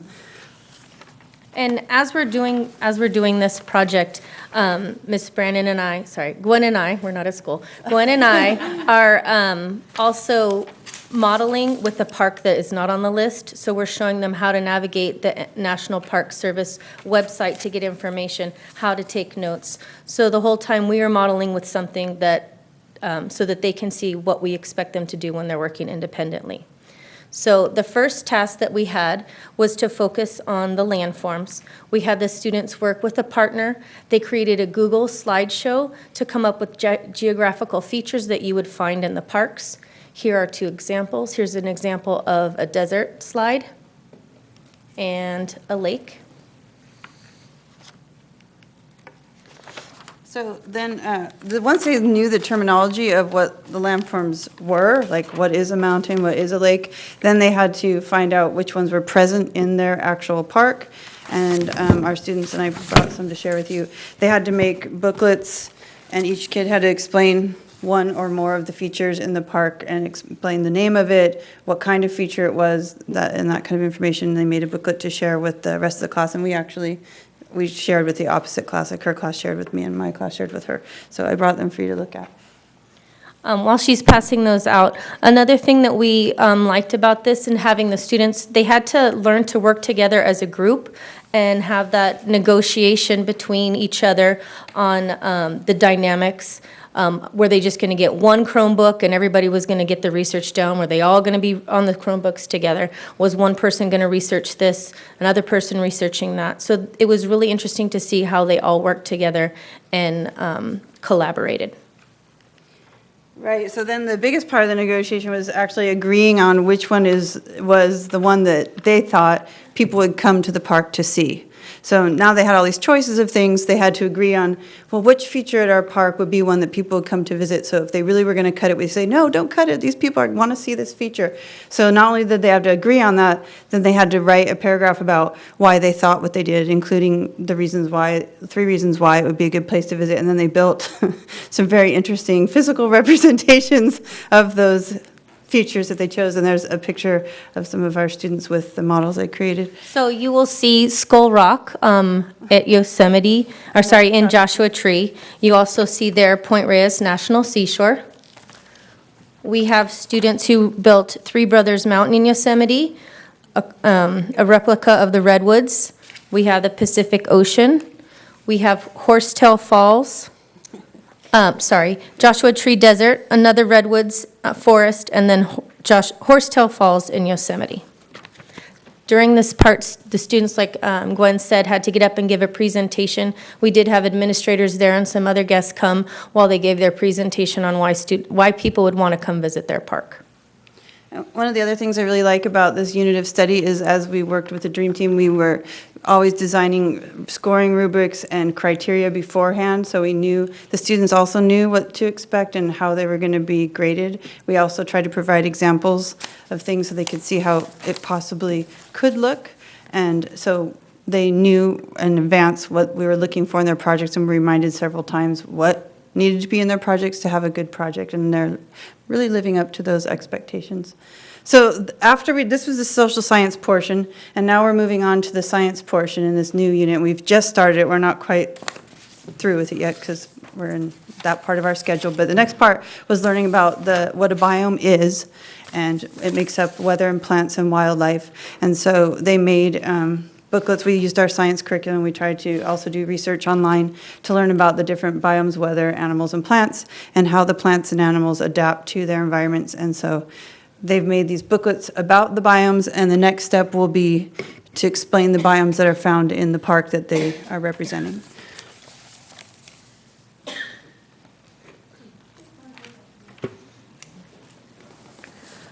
The next task after that will be for students to create, we just did that, a recreation card. So they'll research activities that, sightseeing activities that guests can participate in if they were to attend that national park or to visit there. And we have created, for all of these, we have created a sample. So for this unit, we will be not doing Death Valley like we did before, because there's not a lot of recreational activities to do there other than hiking and trying to survive. So we decided to do the Channel Islands, and so we created a sample of what we would expect them to do as far as what they could do as in kayaking would be one of the activities they could do for recreation. So then, go ahead. Okay. So the last task is the big culminating thing, is to have the students prepare their oral presentation, explaining their main points and everything that they've learned in over the last 2 units to our faux senators. So we will have people come dressed up as senators, and they will give their oral presentations. We've also talked to families and are going to be inviting them to come see. So our goal for this, thank you. We want them to have, this is a sample of what we expect them to make. So they're going to have their national park. In front of it, we'll have the 3-dimensional landform model. Above that, they'll be writing about why people should visit the park to see that landform. We will be having them write about the animals and adaptations that they have to survive there, plants and what they, plants and how they survive there. They'll also talk about the weather in the park, and then we'll be having their recreational brochures also there. And just as a side note, this is, I mean, I've been teaching in the district for 21 years, and this is one of the first times that kids are just so excited. And I feel like we've put fun back into our classrooms. We got the delivery of the poster boards. It came in a big box, and we were talking to our students, and I'm like, oh my gosh, you guys, we got a present. And Gwen opens them up, and they're all like this, standing. Some kids are peering like this, and she takes out the cardboard, and they're all just like, oh, yes, so excited that we got these presentation boards. They're just that excited about everything that we're doing with this. So, yeah, we're just really excited. And so we really would like you guys to keep funding for this. And thank you for the opportunity to be part of it. It's been really fun. That's good.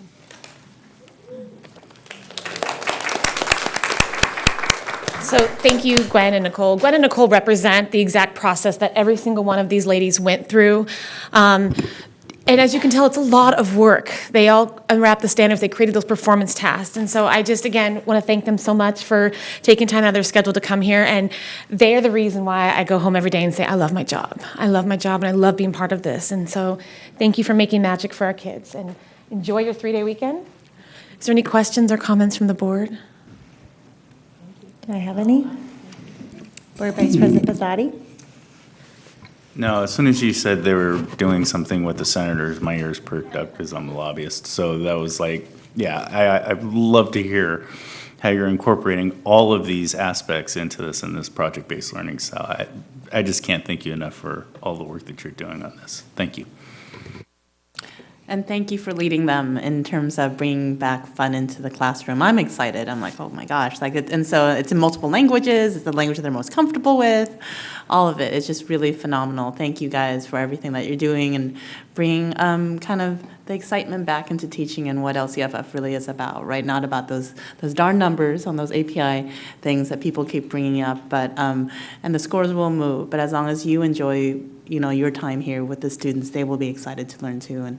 And you know, when you were talking about earlier in terms of the kind of parent-teacher conferences, my kids are loving learning right now. And so that's the feedback that I'm giving my teachers is like, they come back, they're like, Mommy, let's go online and let's go do this. I'm like, what do you mean? There's an app for math? And okay, I guess we'll just go on and we'll figure this out. So thank you all for actually bringing that. I mean, not that it wasn't here before. I'm just saying that I'm excited to see this. So thank you for that.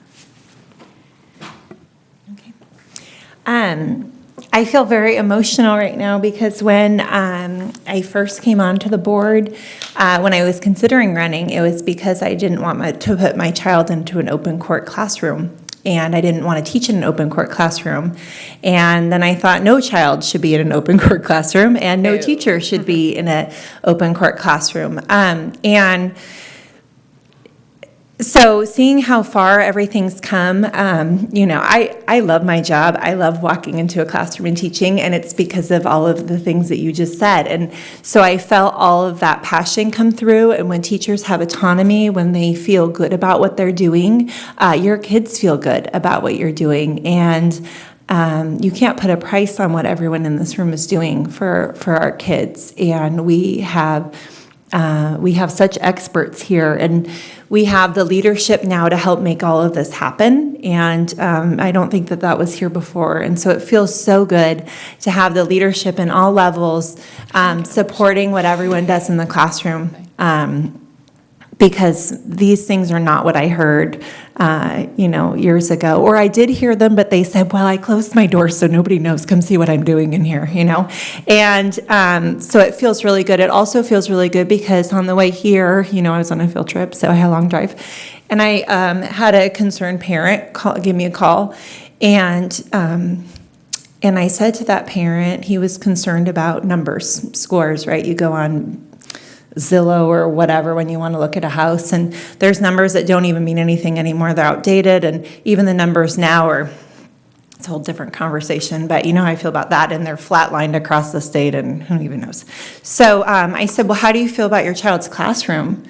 I know it doesn't feel good to see a number when you're looking at houses, but how do you feel about your child's classroom? Take that out. And he said, I feel really good about it. I feel really good about my child's classroom.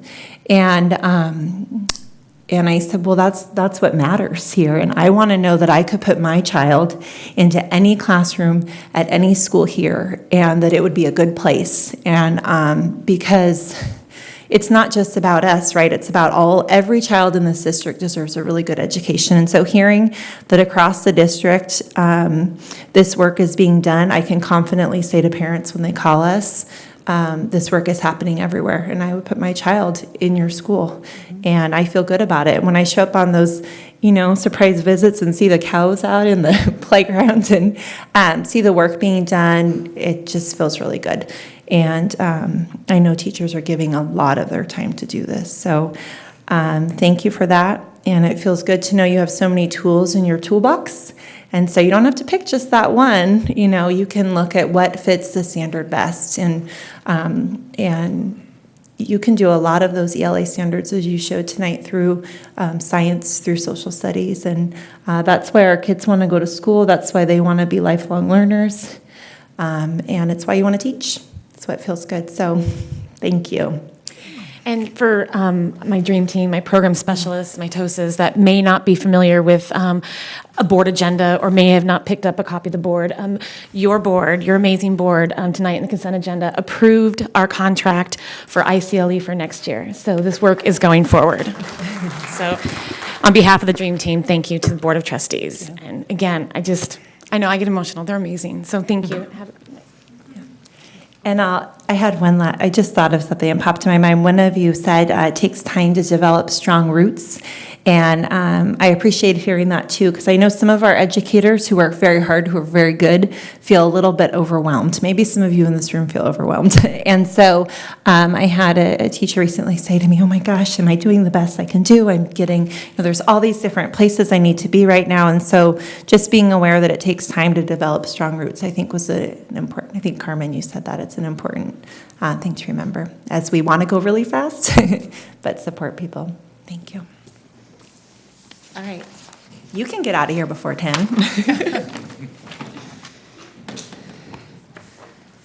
Okay. So that takes us to P3, the Sunshine of Washington Unified School District's proposal to WTA, and that is with Michael Reed, our Assistant Superintendent of Human Resources.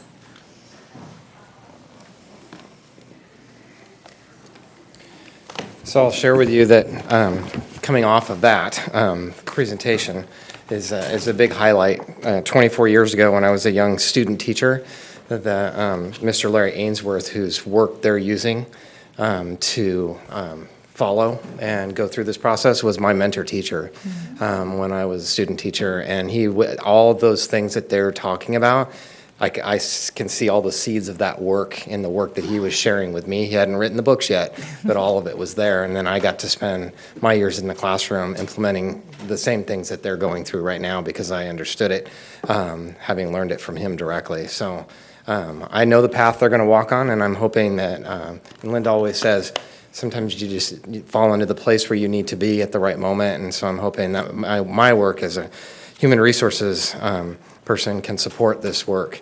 That is the goal of our team from our angle. So I feel very lucky to have landed here and have had that experience with Mr. Ainsworth. So the next three items are very similar. They're each sunshines. There is no action or motion at this time.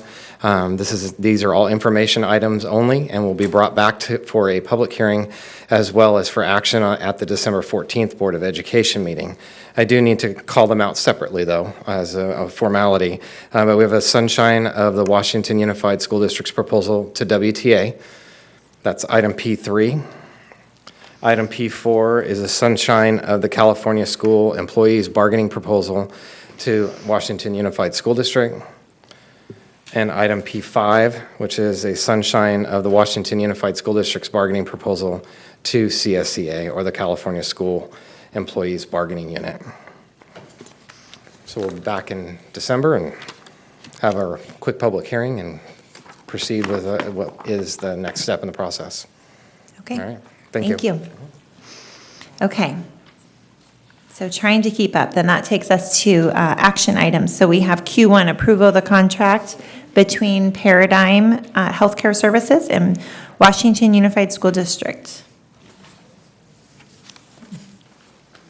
Good evening, Board of Trustees. Tonight we ask that the Board approve a contract between Paradigm Healthcare Services and Washington Unified School District. This is the Medi-Cal Administrative Activities, or MAA program, which allows school districts and county offices to be reimbursed for certain activities. So this is something that we've been wanting to do in our district, and I apologize. I was No, my question a little is, bit historically, distracting. we've never done it before? not since I've been here. I will just I'm gonna move that we hold that do. back. Would you like to make a motion? I'd like to move that, yes. So I would like a lot the of board- money. Yes, there is a lot of money to be there, especially in reimbursed this district. in both our special services department as well as in Jerry's department. I second that. Okay, motion was made by trustee Wong, seconded by board trustee Akala. All those in favor? Aye. I too vote aye. Thank you very much. Thank you. So that takes us now to the board governance. R1, call for nominations of California School Boards Association Delegate Assembly. I think typically this is normally in the December meeting, but this came up and it came to the district, and so they put it on here. And I know Jackie, board trustee Wong, has done this for us, and she's been working hard, and we appreciate all the time she's given. I'd like to nominate Jackie again. There we I go. really- I Yes. There we go. Do you accept? I do accept. Okay, so we have a motion made by board trustee, wait, hold on. It was me. Akala, okay. Seconded by Vice President Pizzotti, and all those in favor? Aye. I too vote aye. There you go. Okay, and then we have future board agenda items. I ask that we can look, okay, that we'll maybe email out a new time for our special study session, since we have two board trustees that couldn't be here. And so that, so I hope we can send that back out and have a date that we can have more representation at the meeting. And we have quite a few things listed there. We also have our meeting in January with Michael Walsh that will make sure to remind everybody of that date so they can have that on their calendar. Is there anything else for a future board agenda item? No? The lunch keeps falling off. Is it community eligibility Oh, yeah, it is, provision? it is. Yeah, it's there. We got it there. All right, good. Okay, then with that, we'll wish everyone a happy Thanksgiving and a motion to adjourn. Second. Okay, motion made by Board Trustee Akala, seconded by Vice President Pizzotti. All those in favor? Aye. I too vote aye. Thanksgiving. Happy Thanksgiving.